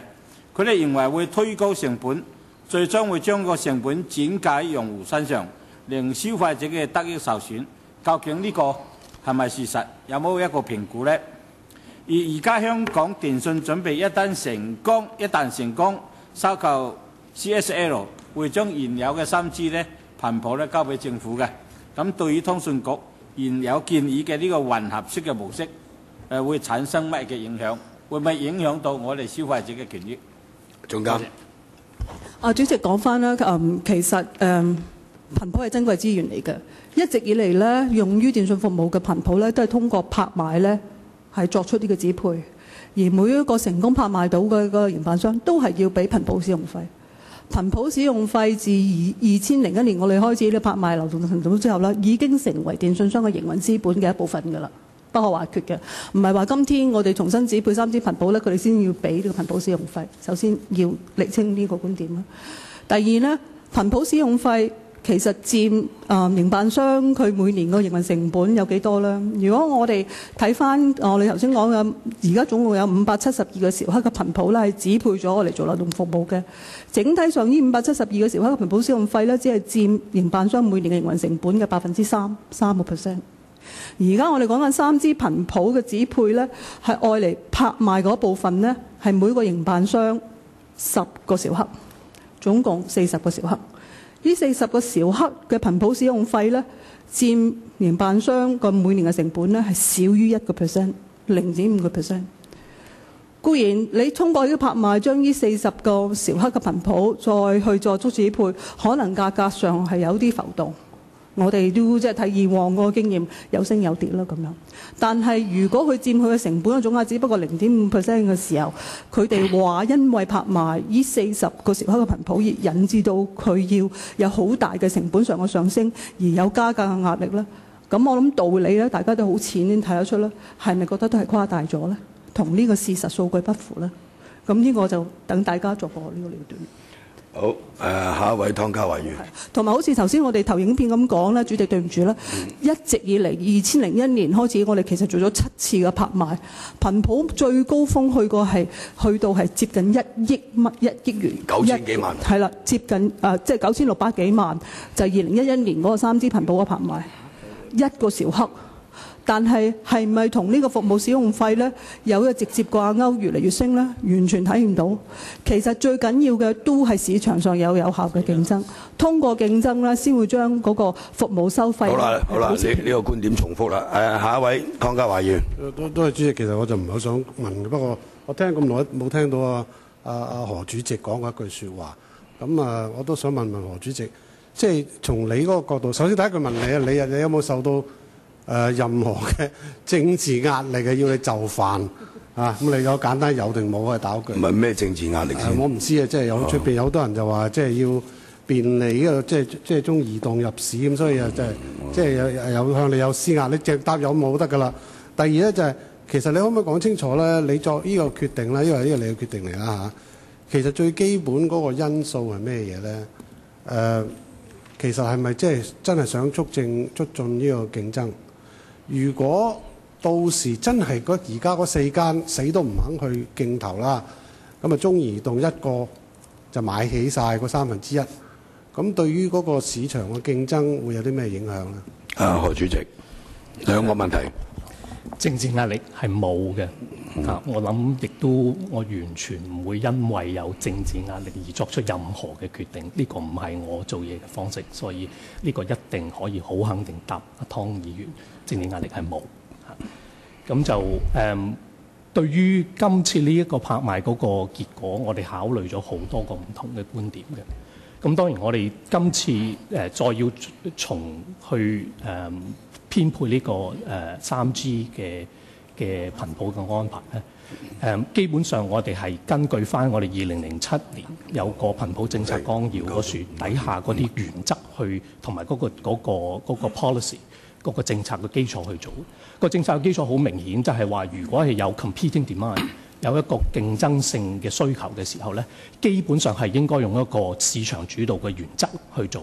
咁但係市場主導嘅原則大家都知，如果話全部拎晒嚟拍賣嘅時候，有可能現有一啲咁樣嘅頻譜或者係網絡嘅營辦商，可能一啲都投唔到嘅時候咧，咁可能對於成個市場或者係服務嘅質素會有個好大嘅影響。咁所以喺基於咁嘅情況底下，我哋要一來要因為有呢一個咁樣嘅市場主導，但係亦都要考慮到消費者用家嗰個方面咧，所以我哋作出一個咁樣嘅決定咧，就係話佢哋可以係由2/3佢哋係以用翻嗰個優先嘅方式去處理，1/3就係拎出嚟拍賣。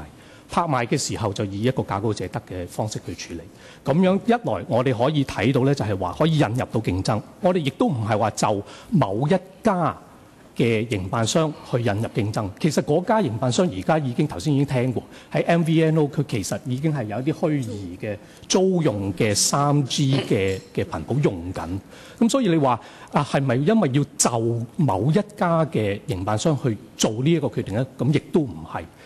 你話佢因為有中資背景或者其他嘅問題，其實而家我哋根本上成個市場，我哋話你係乜嘢國籍嘅背景嘅資金，我哋都歡迎。總之係你喺個市場度以一個市場嘅主導嘅形式去取得呢啲頻譜咧，我哋呢個係我哋嘅嗰個政策。咁所以基本上我哋認為考慮咗你記得我哋嘅諮詢文件有第一、第二、第三方案，我哋認為呢個第三方案時間問題啊，或者你淨係答。如果嗰1/3係其他營辦商都唔去競投，就中移動自己投咗最低價投咗啦。咁對於嗰個市場嗰個競爭有啲咩影響？中移動會唔會因為佢有1/3嘅用量啦嚇，個頻譜嘅用量？會唔會係變咗佢會有即係一個主導性嘅地位？我哋其實最多可以拍賣到我哋有個 cap 嘅嚇，2/10，2/20嚇超過。咁所以亦都係為咗保持有一個市場嘅競爭性喺度，所以我哋其實最多就算個人都唔去拍賣，只有一家人走去拍賣，我哋都有一個 cap 喺度。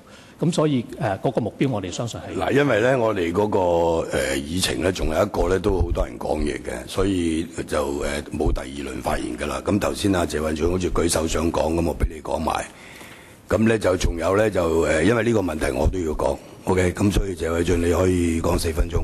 多謝主席。主席我想好快咁問一問嘅啫，就嗰3個價錢啊，即係而家你定咗價咧，重新拍賣頻譜個拍賣底價咧就每小克48萬元啦。咁然後優先權頻譜咧就係定咗係6600啦，而上限係8600咁樣。咁你文件裏邊有介紹過嗰6600係點定嘅咧？我想理解下嗰4800同埋嗰8600咧個理據係點樣？即係上限同下限嗰個。係啦，咩上限 ？OK， 點樣限咧？秘書長。係個底價咧，即係嗰個拍賣嘅底價4800嗰個咧，我哋定嘅時候咧，考慮嘅因素就係、希望競投熱烈啲啦，咁我哋唔會定得太高嘅。呢一個事實上係比我哋想像中係一個比較上會唔會有啲不切實際呢？因為你原本個優先嗰個權已經係6600㗎，你定4800係咪一啲即係多餘定嘅咧？又唔係咁計嘅，6600嗰個計法頭先解釋咗，就係喺2016年個最後嗰個使用價計翻15年嘅錢，咁計翻轉頭，咁所以嗰個係一個好合理嘅價錢嚟嘅。咁但係咧喺個底價方面咧，亦都冇忘記呢一個，因為佢係一個優先使用個行使嘅權，咁嗰度係有個價值喺度嘅，因為我有優先啊嘛，咁係有個價值喺度嘅。咁喺我哋定底價嘅時候就定咗呢個4800，就考慮過咧以往咧嗰個拍賣嘅記錄嘅。咁然之後，我哋做咗一個比較平均嘅一個數目，咁樣定咗4800出嚟。至於嗰個8600嗰個咧，8800嗰個咧，其實咧8600嗰個基本上咧就係我哋睇得到咧應電信商嗰個要求嘅，因為營辦商就話俾我哋聽，如果唔定一個封頂價咧，對佢哋嚟講做一個商業嘅決定係有困難。我哋認同呢一個係有個困難喺度。咁考慮過以往咁多次嘅拍賣價錢，亦都考慮到咧當時有個9600萬嘅最高價咧，而嗰個頻譜咧係特別比較嗰個傳輸性係比較佳嘅。咁唔同今天呢啲講咧，亦都唔係一個可以相比嘅地方。於是乎咧，我哋就將嗰個6600嘅價乘咗130%咁樣嚟咗呢個8000幾嘅價嘅。多謝。從市場競爭同埋從消費者利益嚟講咧，定呢個上限8600係咪一個合適嘅一個安排咧？主席，呢個其實我哋定一個封頂價呢，都係一個我哋覺得係比較合適嘅安排，因為到最尾嗰個最後嘅價錢呢，就係市場定嘅。咁如果市場佢喺個拍賣到由呢個6000幾一路上到8000幾咧，咁個拍賣價賣到幾多咧？就係用嗰個價，而最高嘅價咧就係如果係行使優先嗰個頻譜優先嗰個權行使咧，佢就上到8600係一個頂價。咁亦都係為咗我哋俾一個比較清晰嘅令到營辦商可以有一個決定，佢行使個權利嘅時候，佢知道佢自己去到最盡係要俾幾多錢。咁呢個亦都係一個我哋覺得係比較合理嘅決定嚟嘅。好，咁啊嗱，就呢個議題咧就講到呢度㗎啦。咁我自己咧就因為發言好踴躍，每個議題通常我做主席咧，我都盡量係唔發表意見嘅。不過呢一個議題咧，我就好熟悉嘅嚇。喺上一屆我即係喺呢個事務委員會做主席嘅時候咧，我已經接觸呢個議題，咁你睇過無數咁多文件。我自己喺90年代末咧就已經開始做呢個互聯網嘅嚇。即係對呢個頻譜嘅拍賣啊，同埋嗰個使用啊，即係政府嘅政策咧，我哋即係過去都有好多意見嘅。即係我覺得我咧就好反對官商勾結嘅啊。咁如果政府嘅政策係官商勾結嘅，我一定係舉腳反對。你叫佢保留2/3嘅頻譜，攞1/3出嚟拍賣，開放個市場，咁我就真係冇得反對喎。理論上你應該全部開放嚟拍賣。咁但係呢個咧就茲事體大，因為咧就會令到個市場好混亂，係嘛？咁但係而家你睇到呢4個營辦商，係咪？其中2個咧就遲早合併添，個老細叫李澤楷，係咪？咁我唔明，即係如果你反對競爭嘅，咁係咪要俾李澤楷一個人食晒咧？係咪？又講唔通㗎嘛？又係我咧就係天生嘅，就係即係反商嘅 ，OK， 係人都知道㗎啦，係咪？咁我好奇怪，我哋有啲議員。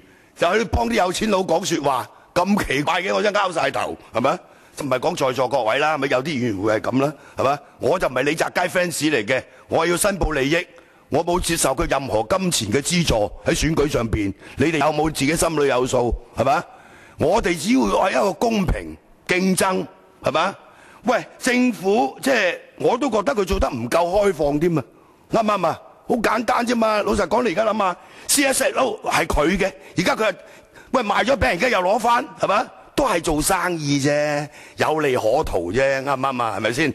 咁你政府掌握呢啲咁嘅頻譜係屬於大眾嘅，你唔去謹慎使用佢，係咪先？我都嫌你做得慢啦，講句難聽啲，係咪？仲有你2G而家咩用咧？係咪？你而家擺埋2G落嚟做咩咧？2G有冇人用咧？而家冇人用嘅啦，而家大佬你要逼佢用多啲4G啦嘛。你2G我嚟做咩啫？而家主要係講3G 嘅拍賣，係咪？所以我覺得咧，即係我自己嘅立場係好清楚嘅。第一，我反對官商勾結，係咪？仲有我哋必須要知道呢啲頻譜使用係使用喺咩地方先得嘅，係咪先？佢成個即係所有呢啲咁嘅電訊商，喂喺呢方面嘅成本得個3%，你收我咁多錢，係咪？而家要攞你1/3推嚟拍賣，你喊打喊殺，又話要影響消費者利益，要轉嫁消費者身上，係咪？呢啲咪叫巧取豪奪嘅財閥啦，係咪先？我有權講嘢嘅，唔使眼望望，我好少講嘅。講完 ，OK。嗱，而家我哋要處理毛孟靜嗰個議題，毛孟靜咧就提出嗰個動議咧，就大家頭先即係我都讀過一次，而家再讀一次俾大家聽。本委員會譴責當局倉促決定拍賣部分3G頻譜，並要求當局收回有關決定。當局應先諮詢本委員會意見後，方重新考慮有關頻譜使用的決定。咁呢個大家台面上都有呢個措辭㗎啦。咁而家我哋嘅做法呢，就係、我哋先要得到而家我哋議會我哋嘅委員會裏邊過半數嘅人同意處理呢個議案，咁我哋就處理。OK。咁如果表決嘅結果係通過嘅，咁我哋咪處理咯；否決嘅就唔處理啦。OK。咁或者俾毛孟靜講兩句先。你意思即係投一票決唔決定處理，再投票處理佢嗰個使唔使咁誇張啊？都唔緊要，你可以投票嘅，冇所謂，我照程序嚟做啫嘛。就咁投票決定佢議案咪得咯？唔係我哋嗱，如果呢個議案同議題相關，我哋就得到議會即係過半數嘅人同意，咁我哋咪處理咯，係咪？咁你唔使嘥咁多時間啊嘛，諗下嘛，係咪？如果你認為即刻要表決，咁咪表決咯，冇關係嘅。對我嚟講，我一定要將個程序話俾你聽嘛，可以用一個咁嘅程序，你明？我只係講俾你聽啫。咁如果你哋認為唔使啦，我哋而家表決啦，咁咪表決咯。主席，我覺得唔需要咁多事。OK， 唔需要咁多事，多謝你，黃定光。主席，唔係我講先。係咪係任何一個委員可以懟個議案嚟？係㗎我哋委員會就要同佢做嘅呢？係㗎。仲有我哋要處理㗎。若果同意同佢做嘅話，對佢議案我哋需唔需要發表意見？準唔準我哋討論、辯論嘅呢？準。咁所以呢，我諗主席你剛才提出嗰個步驟呢係合適嘅，我係支持嘅。如果我哋傾都唔傾佢個議案，根本個議案我哋將佢打柴，咁我唔使傾咯。但係如果要傾嘅話呢，過咗同意傾嘅話呢，我哋就要俾時間我哋傾嘅咯喎，係嘛？傾完先至唔係嗱，即係黃定光，因為咧嗰個議案嘅內容啊，同埋佢嘅封信咧，你都睇得好清楚啦。頭先你睇完我要發表意見噶嘛？係咁，你頭先都發表過意見。我反對支持，我都發表意見噶嘛？嗱，而家咁啦，大家唔需要嘈嘈啦，好簡單嘅啫。到最後民主就係數人頭代替打破頭噶啦。OK， 咁你冇問題嘅，呢個係啱唔啱啊？嗱，而家大家仲有啲咩意見啊？盡量講啦。OK， 因為我哋真係下一個議題咧，距離下一個議題咧。而家得嗰40分鐘，下一個議題都好重要嘅，都好多人講嘢嘅，係咪？所以大家盡量把握個時間。如果唔係下一個議題，每人講2分鐘。盧偉國，意見好簡單，就跟翻你最早開頭講嘅講法，我哋分開2級處理，先表決是否處理呢個動議。咁如果大家同意嘅，咪再舉手反對或贊成咯。我諗呢個做法比較恰當啊。仲有邊位議員有意見？好冇？嗱好啦，我哋而家就毛議員嗰個議案咧，就因為同個議題直接相關。如果過半數參與表決嘅委員同意咧，就我哋立即處理個議案嘅。處理個議案意思咧，就包括俾啲議員發言同埋表決，好嘛？咁而家就贊成處理毛孟靜呢個議案嘅請舉手。我讀名，好嘛？我讀名，湯家驊、莫乃光、單仲偕、毛孟靜、陳志全。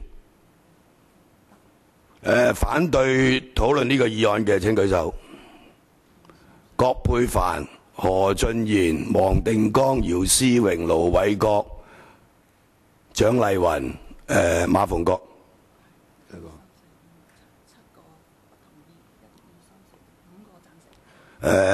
5個贊成就7個反對，咁就即係我哋，阿毛你而家先入嚟，冇人棄權，咁我哋就唔處理呢個議案啦，好嘛 ？OK， 咁啊下一個議題，我哋多謝政府嘅代表，咁有啲人要繼續留低，就另外有啲人要入嚟嘅。咁啊第二個議題咧就我哋歡迎呢個劉明光先生，通訊事務管理局嘅辦公室副總監，李若愚先生，通訊事務管理局辦公室助理總監，鄭志強先生，通訊事務管理局辦公室總工程師。咁啊嗱，議程嘅即係呢個議題嘅第二項咧，就係有關亞洲電視有限公司同電視廣播有限公司不平均共用多頻網以提供數碼地面電視服務的事宜。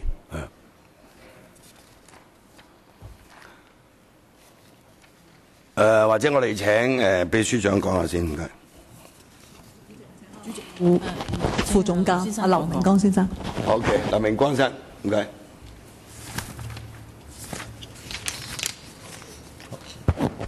多謝主席，各位委員。咁或者我簡單介紹一下我哋今日嗰個文件啦。咁就根據亞視同埋無線固定傳送者牌照，佢原本有一個規定呢，兩個電視台呢係需要平均共用一條多頻網數碼頻道嘅傳輸容量嘅。佢哋需要同步廣播4條模擬免費電視頻道。咁根據通訊辦嘅監察記錄呢，自從喺舊年3月開始，亞視同埋無線呢不平均咁樣共用呢個多頻網嘅傳輸容量。其中呢，無線係持續使用超過一半嘅多頻網傳輸容量嚟到廣播佢嘅高清格式嘅明珠台同埋翡翠台。根據我哋調查所得，呢一項嘅安排呢係亞視同埋無線之間嘅商業協議，事前呢係並未按照牌照規定獲得通訊局嘅同意嘅。咁當我哋要求亞視同埋無線解釋嘅時候呢，佢哋同時向通訊局申請修訂有關嘅牌照條款，容許佢哋不平均咁樣共用多頻網。自從喺2012年10月開始，亞視同埋無線轉用較高效能嘅編碼技術之後呢，佢哋各自都騰出咗多頻網入邊大概係每秒1.5兆比特嘅傳輸容量。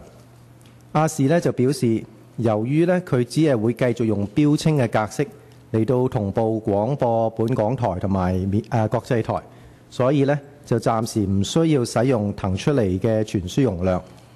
而另一方面呢，無線就運用佢自己騰出嚟嘅傳輸容量，再加埋亞視唔需要嘅傳輸容量呢，就分別喺2012年嘅10月同埋2013年嘅3月開始用高清格式嚟到廣播明珠同埋翡翠兩個台。咁喺呢件事發生咗之後呢，亞視同埋無線就共同向通訊局申請，將佢哋不平均共用多頻網呢個嘅安排呢，係希望可以正規化。無線喺申請入邊承諾，佢會額外投放3億元嚟到提升佢嘅高清設施同埋節目，作為暫時使用額外傳輸容量嘅條件。由於亞視同埋無線佢哋違反咗牌照條款規定，未獲得批准而私自改變獲得分配嘅傳輸容量呢，咁所以通訊局就決定向亞視同埋無線各罰款20萬。咁呢一個罰款呢，係根據電訊條例首次違反有關牌照條款嘅最高懲罰嚟嘅。咁另外呢，通訊局考慮過多項因素之後呢，就決定暫時從亞視收翻每秒1.5兆比特多頻網嘅傳輸容量，而將呢個容量呢就暫時指配俾無線，等翡翠同埋明珠兩個台呢可以繼續用高清廣播。咁呢一個指配係一個暫時嘅安排，係直到2015年嘅11月30號，即係兩個電視台嘅免費電視牌照有效期屆滿為止嘅。咁通訊局作出呢個決定嘅考慮係主要有3方面嘅。第一呢，就係根據電訊條例呢，通訊局係有責任促進有效咁樣編配同埋使用無線電嘅頻譜。由於呢亞視係暫時唔會使用多頻網裏邊大概每秒1.5兆比特嘅傳輸容量呢，如果我哋要求無線只可以使用唔多過一半嘅傳輸容量，咁樣有關嘅傳輸容量呢就會被閒置咗，就浪費咗珍貴嘅公共資源。第二呢，觀眾喺舊年3月開始就已經習慣係收睇高清翡翠同埋明珠台。如果我哋要求無線只可以使用多頻網入邊唔多過一半嘅傳輸容量呢，咁翡翠台或者明珠台就要轉翻去質素較差嘅標清格式。咁呢個呢係唔符合電視觀眾嘅利益嘅，同埋亦都可能引致到觀眾嘅投訴嘅。第三就係無線承諾喺13年至15年之間呢，係額外投放3億元作為呢個高清節目嘅製作。咁呢個投資呢，係會有助增加高清節目嘅種類同埋多元化，係對觀眾有利嘅。咁由於以上各項嘅考慮呢，通訊局決定係接納雙方面有關嘅申請。主席或者我簡報係咁樣。好，咁我哋而家就表示要發言嘅議員有3位嘅，咁仲有邊位？嗱，我讀一讀個名：毛孟靜、單仲偕、莫乃光。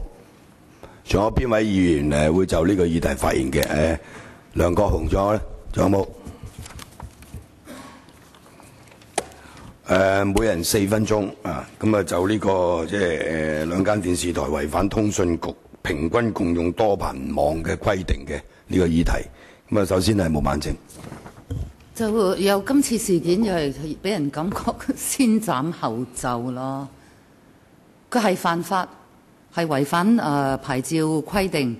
佢私下做商業協議，樣樣都唔妥，你哋都確認咗係呢件事，然後罰佢各罰20萬，咁都啱嚇，又有個罰則喺度。但係事後就因為咁就係啲頻譜真係未有效使用喎，觀眾睇慣高清咯已經。咁然後第三就無線亦都答應話係用成3億就一路搞好個高清嗰邊啊咁。哇！如果係咁樣啦，即係市場嘅規則就即係全部都係你哋講嘅。有陣時真係香港人聽到你究竟一陣就話開放市場，你正話我哋嗰個議題3G 頻譜拍賣，你未拍賣就已經有收購，你係送走外資，迎入中資，而電訊實實在在係有關意識形態，唔係普通嘅商店百貨嚟嘅。好啦，而家呢度仍然係講緊無線頻譜。如果咁樣就輕輕過咗去，等到佢哋2015年11月30號啲牌照到期就咩啦咁，即係你係將佢以前錯嘅事係合理化，原來可以用錢20萬就以後你有咁嘅先例呢？我私下商業交易咯，喂，好似唔係幾得㗎喎，都得嘅，時候可以傾㗎啦。上次有咁樣嘅先例，香港免費電視市場係已經出咗好大嘅問題，一邊就一台獨大，一邊就幾乎零收視。點解會搞成咁樣？你哋真係要再次考慮，你哋會容忍將犯法嘅事合理化、規範化，然後容忍到佢嘅牌照到期為止？唔係嘛？即係點樣同香港人交代呢？我想主席答呢個問題。何主席。多謝主席。呢個問題其實佢哋違反咗個牌照條款，而我哋係處理咗之後有個罰則呢，係應該同佢哋嗰個之後嗰個申請，雖然佢哋同一時間同我哋作出一個咁嘅申請，但係其實應該係分開處理。第一，我哋處理嘅時候就係睇喺嗰個牌照嘅現有嘅框架底下，佢哋咁樣自己安排，將一啲傳輸嘅容量以一個商業嘅形式交咗去俾隔離，咁係做咁嘅做法係咪有違反牌照條款？咁我哋喺嗰度作出咗個決定。咁另外佢嗰個申請，主席真係咁樣，呢個係一籃子嘅議題嚟㗎咯。你點可以話佢犯規嘅時候就咁處理，佢再嚟申請將犯規嘅嘢？我諗你俾阿主席答埋你第二部分，你唔好中間打叉，咁佢答唔到你㗎嘛。你後邊嗰部分就係講你答你頭先個問題㗎嘛。你唔使咁心急㗎嘛，係咪先？你心急佢咪答你唔到咯。多謝主席。當然，我哋處理嗰個申請嘅時候，我哋當然係絕對有權係准許個申請，或者係否決嗰個申請。呢個係我哋個權力係不容置疑嘅。但係我哋點解係喺呢件事裏邊，我哋考慮咗幾個因素，我哋認為呢一個申請我哋係批准。第一就係基本上我哋喺嗰個電訊條例底下呢，嗰個頻譜要有效咁樣使用，呢個我哋係喺電訊條例底下我哋有個責任。咁即係話，如果我哋要佢還原嘅時候呢，亞視已經講，因為佢只係去到呢一個牌照嘅期滿之前，佢哋都只係用一個標稱嘅格式去提供佢服務嘅時候，呢一啲咁樣嘅頻譜係限制咗。咁所以我哋亦都考慮到譬如好似一啲觀眾已經係睇緊高清嘅時候呢，你要佢話無線，因為冇咗呢一啲咁樣嘅傳輸。嗰啲限制嘅頻譜係可以俾香港電視嘅咯。我哋可唔可以，主席？我呢一方面，我諗呢個同個本題無關，香港電視。呢個純粹係我 comment 啫。OK， 你 comment 啦，咁你唔使嚟回應佢 comment 嘅。OK， 係何主席你繼續。主席，其實我可以好簡單答呢個問題。OK， 即係呢個1.5個 megabytes 嗰個咁樣嘅 megabits per second 呢個咁樣傳輸容量係唔可以支持到任何一條台嘅。所以頭先毛議員所講話，你可唔可以俾咗第二家人去辦一個電視台咧？咁係做唔到嘅。咁所以得啦，你好清楚㗎啦。阿單仲偕議員唔該。主席，我想問個問題咧，其實都係比較政策性嘅，即係阿秘書長或者係阿副秘書長，其實我諗係喺幾個月前，我哋有個小組委員會審議啲附屬法例嘅時候都答過。不過而家我又想你 update 翻就係。即係頻譜交易嗰個進展點咧？其實頭先我都想問呢個問題嘅，即係頭先上面嗰個議程其實都係有相關。咁你又收翻，但係又拍賣，但係如果你冇一個嘅，即係我成日都係覺得係有一個頻譜交易，即係當然透明公開嗰個情況做咧，可能係對成個市場個變化係更加有利嘅。咁我想問一問你哋喺呢一個問題，即係呢個當然啦係即係同電訊有關。咁但係但係喺電視都係用緊頻譜係嘛？即係同樣係都係相類似嚇。咁會唔會係有冇啲咩新進展？何主席有冇答呢個問題？秘書長。係主席。喺頻譜交易嗰度咧，喺2007年嘅頻譜政策綱要係定咗咧，都會考慮係做將來長遠嚟講係做頻譜交易嘅。咁其實單議員我哋上次講嘅時候咧，都提到解釋到咧，喺而家裏邊咧，我哋係做咗一啲研究嘅工作，但係咧個研究係個問題比較複雜嘅。咁喺我哋而家個課題入邊呢，呢個係下一個階段遲少少做嘅功夫。咁所以而家咧，我哋現階段咧，我哋係未去到做認真考慮頻譜交易個應唔應該做同埋點樣做嗰個過程。不過有一點我想提一提就係咧，頻譜交易先個前設就係需要有頻譜嘅供應嘅。咁喺電訊方面呢，我哋睇得到呢嗰個頻譜嘅供應，即係你要有個二手嘅市場，而個二手嘅市場喺我哋而家睇得到個經驗裏邊呢，暫時係未存在嘅。咁確實喺外地喺第二啲地方度呢，就算係有頻譜交易嘅地方呢，譬如好似新加坡，我記得過去佢有好長嘅時間，有20年佢有頻譜交易，但係佢只係做過幾宗嘅啫。而英國都係做過1宗就，如果我冇記錯。咁即係喺頻譜交易係個前設係需要你有好充足嘅頻譜嘅供應，同埋呢個問題亦都係比較上係複雜。我哋當考慮完之後呢，一定會翻嚟事務委員會向各位解釋嘅。不過呢個雞蛋雞仔咯，你點可以冇一個即係冇一個即係點啊法律嘅框架或者你哋嗰個嘅規則嘅情況之下有呢個二手市場咧？唔可能噶嘛，因為你唔經你批准唔可以使用噶嘛。如果唔係好似今日 ATV 或者 TVB 佢哋互相私相授受咁，你又罰佢20萬咁樣。咁如果你有個明確嘅即係頻譜交易，即係呢個可能未必一定得㗎嘛。咁佢先至會做到嘅。有冇一個佢即係好複雜我明。有冇一個時間表啊？你哋幾時會諗住做啊？幾時會做好啊？定係而家根本就唔會再做啊！即係你3年都唔會諗㗎啦。不過你使用街質你問親我都係咁答你啦，咁樣定點咧？秘書長，我哋係有咁嘅職責去做埋個研究工作嘅呢一個，所以時間我確實係講唔得到，但係喺短期裏邊我係暫時未能夠翻到嚟嘅。下一位莫乃光。唔該，主席。嗱，我寫信入嚟，即係希望要討論呢個議題呢，因為我就係覺得咧，呢個問題係非常之嚴重嘅。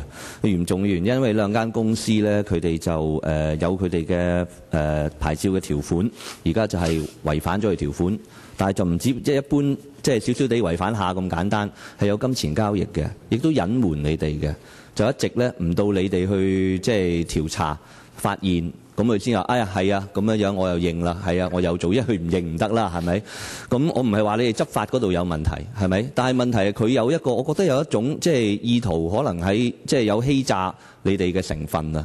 咁我唔知道係咪即係除咗呢一個電訊法係下邊嘅懲罰之外，有冇其他可能性，甚至乎有其他嘅一啲嘅合謀各樣嘢係可能有觸犯一啲其他法例嘅成分呢？咁主席，即係我意思主席呢，何主席呢，就即係都係法律界人士，或者你都可以解釋下，因為呢你而家呢，淨係可以根據個條例罰佢20萬，即係都罰到盡啦嚇。咁但係呢，就交易佢哋用咗幾多錢呢？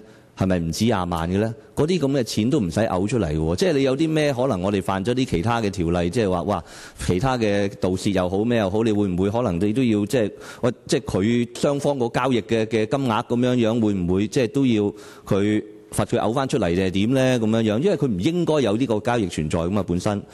咁定係而家嘅法例下邊，如果係處理唔到嘅，咁會唔會反映咗可能都要修改下啲法例咧？咁樣。咁另外咧，呢件事而家最後咧結果又正規化咗佢咧，即係嗰個信息出嚟咧就好差嘅，即係你覺得咧好似就有錢就得啦，係咪？你頭先都話即係一間冇用，另一間有用嘅，咁不如即係公眾利益，我哋俾佢用啦咁樣。咁如果有一間公司係可以囊括晒所有嘅資源，佢又俾得起錢嘅，咁你可以俾晒佢用嘅喎。咁你雖然發咗2個牌，嗱亞視而家咧就可以攞翻啲資源出嚟。就仍然可以繼續佢話我係用咁少嘅咋，咁你又容許佢繼續運作，其實佢係咪已經觸犯咗佢原本即係發牌入邊對佢嘅要求一部分呢？如果唔係嘅話，咁可能都要解釋下啦。咁因為如果係咁呢，即係我好擔心就係呢，觀眾譬如就習慣咗一個台，佢就即係全部都高清嘅。第日到你續牌嗰陣時，你都好慘啊，夾住嘅喎。跟住你若果係要即係話，我就可以收翻。打回原形，咁都係公眾會，即係有啲公眾人士、有啲市民就覺得，咁我又有損失啦，咁樣，咁即係呢個常規化咗嗰樣嘢，正規化咗嗰樣嘢。雖然你就話續牌嗰陣時可以再處理，但係我都擔心會影響咗你嗰陣時，俾你自己一啲壓力啫喎。主席唔該。何主席你答啦，聽得清楚啦係嘛？清楚。其中一個有冇亞視同無線合謀啊？你可以答佢。除咗嗰個喺我哋而家個條例底下，我哋嗰個罰則，其實你睇到我哋個罰則已經係去到嗰個罰款嘅最高，所以我同意你講嘅。我哋睇呢件事嘅時候，我哋都認為係一個嚴重嘅個案，所以我哋已經係用到，雖然佢係第一次犯，但係我哋已經係用第一次犯可以容許我哋嗰個罰則嘅上限，咁我哋係20萬每一家。咁你話有冇其他嘅法例可以睇到呢件事呢？我哋其實喺處理呢個個案嘅時候，我哋亦都睇過，譬如喺呢個電訊條例啦，佢底下嗰啲相關會唔會係有個競爭嗰個問題個情況，同埋喺個廣播條例底下嗰個競爭嗰個情況會唔會有涉及呢啲呢？咁我哋兩條條例我哋都睇過，我哋發覺呢個係唔涉及到其中一條條例。兩條條例底下嗰啲競爭嘅條文，咁所以基本上我哋覺得呢個第一就係一個違反牌照嘅一個嚴重嘅個案，咁所以我哋係罰咗。咁當然我哋到發第時到今年稍後我哋要處理嗰個續牌嘅時候，所有呢啲咁樣佢哋對於遵照個牌照條款啊、法例要求啊各樣嘢嘅時候，我哋都會一併處理。好，下一位梁國雄。主席，即係我就覺得此一時彼一時啦，係咪？即係你老哥喺度做龍門陣嗰陣時嗰個亞視就唔會有咩待遇啦，你係咪啊？即係而家亞視基本上就係中央台，你有冇得去講啊？你冇得講啊嘛，主席，你有冇得做龍門陣？間都冇，唔係淨係亞視。係咪啦？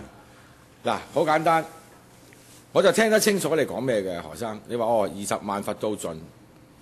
阿哥，你建唔建議第日呢啲罪行係罰到2億啊？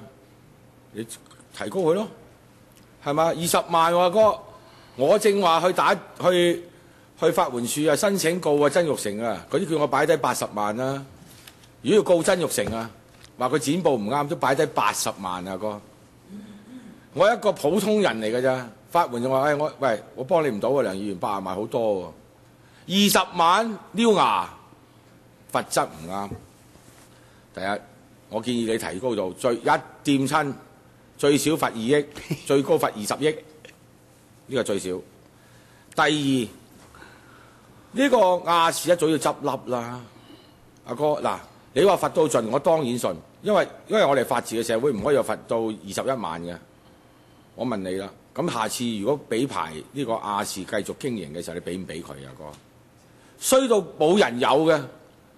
攞政府俾佢嘅公器拎去私售，喂！如果你再俾佢，點搞啊，哥？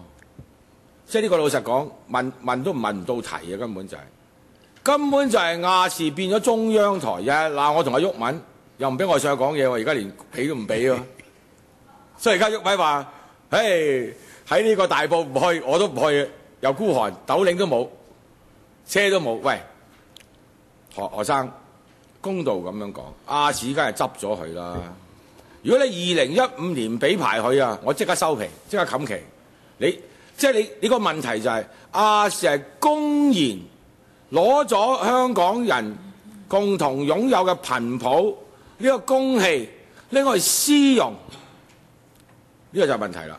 擦共產黨鞋，跟住有共產黨嘅庇蔭。喺度公器私用、私相授受、兜售、偷停，非常之差，係咪啊？好似呢個花街柳巷咁樣，周圍溜客，喂，你買唔買啊？阿哥，我都唔知保皇黨點支持佢，老實講。我未見過一個即係老實講啊，公器可以掌握公器嘅嘢係神獸嚟咁滯嘛。老實講都無謂啦，講20萬係冇意思嘅。如果你一間咁嘅機構係攞咗你咁珍貴嘅頻譜拎嚟賣嘅，真係唔鬧你都冇意思啊！自殺自盡剖腹啦，應該係咪啊？何生，我問你一句好簡單嘅問題：以你咁即係律師又好，你係乜人都好，你覺得咁樣嘅機構值唔值得俾個牌佢先？冇信用，完全係丟面，完全係低三下四，仲俾牌佢做咩啊？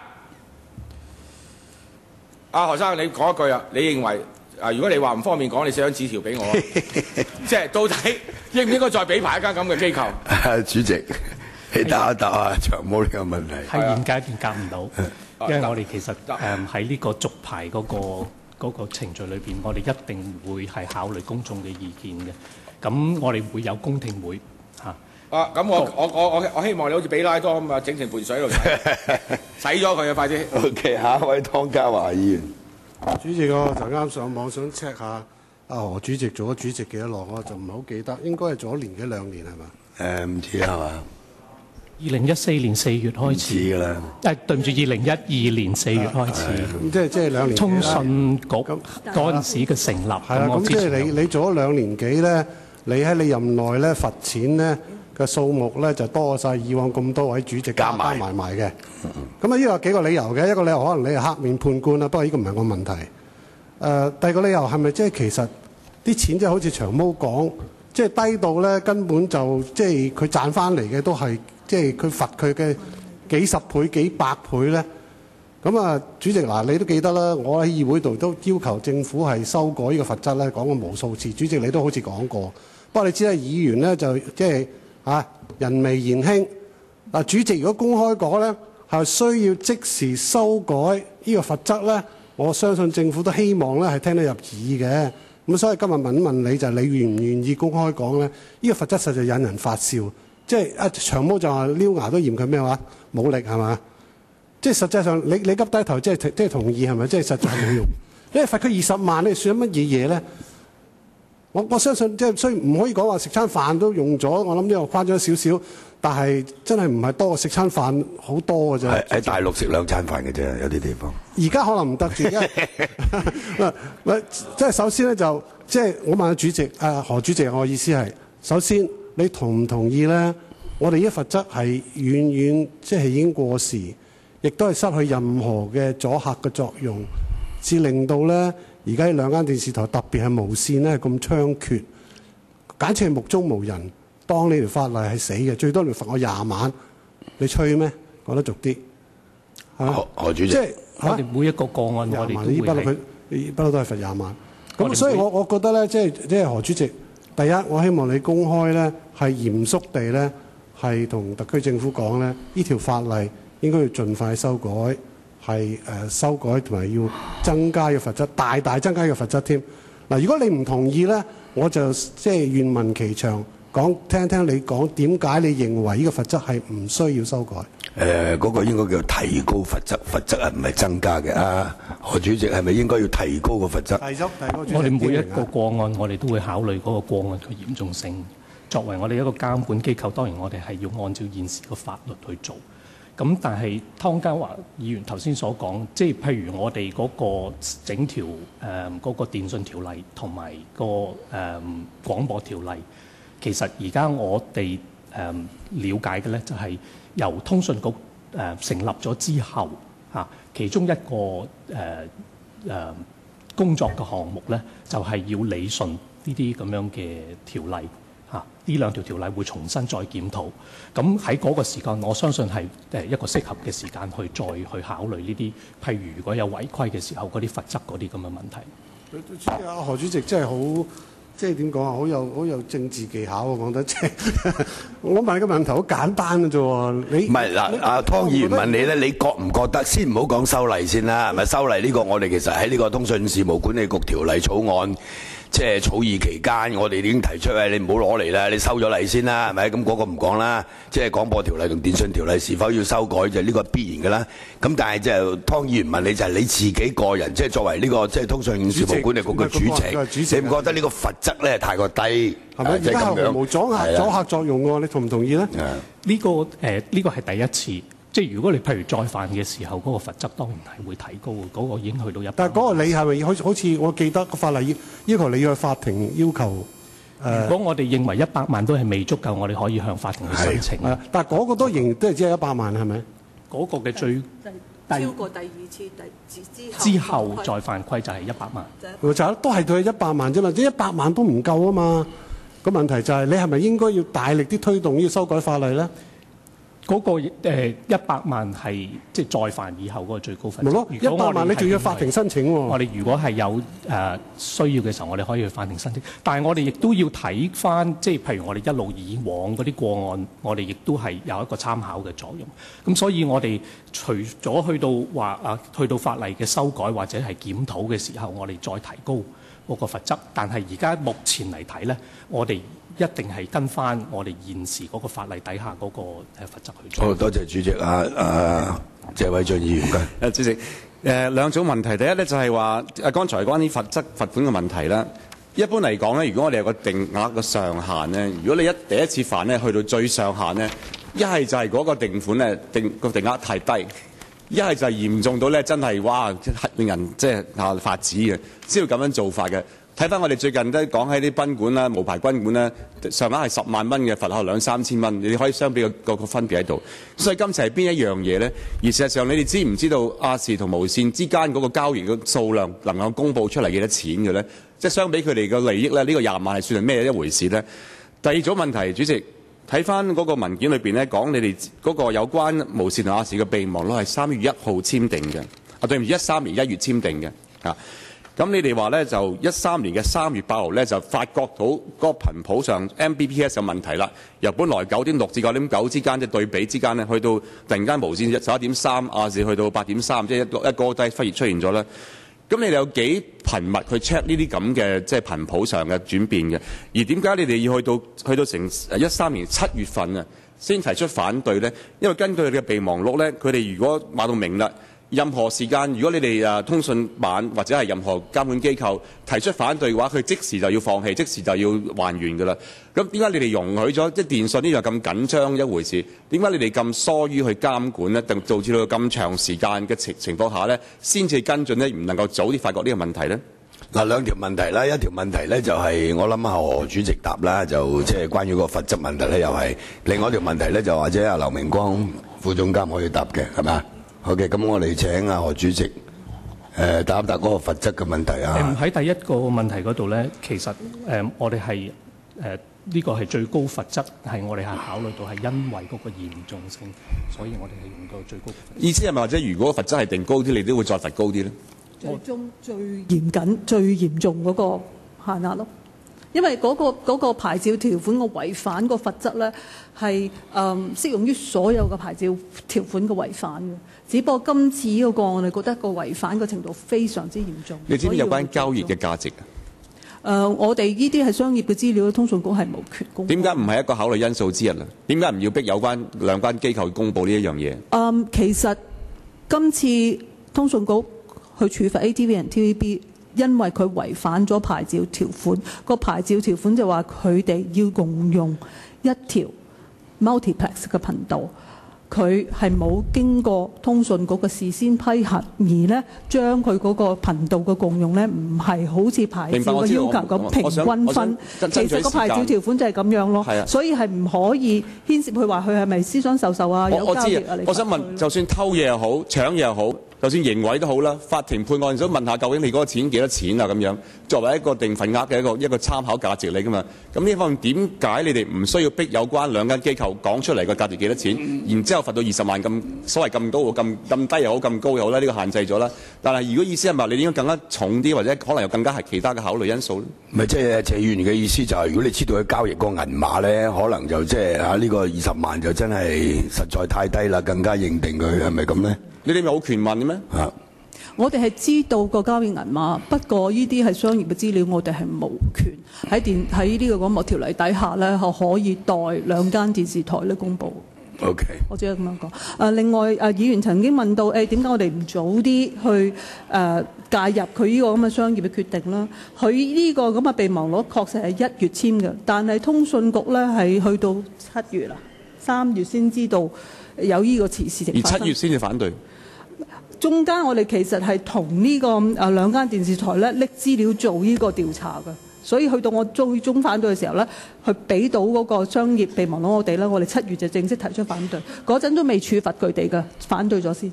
或者如果你早啲反對嘅話，佢係早啲停㗎嘛？我哋知道個資料之後已經最快嘅速度啦，係引證咗揾咗我哋嘅律師，拎咗個法律意見之後咧，就即刻做咗呢個動作。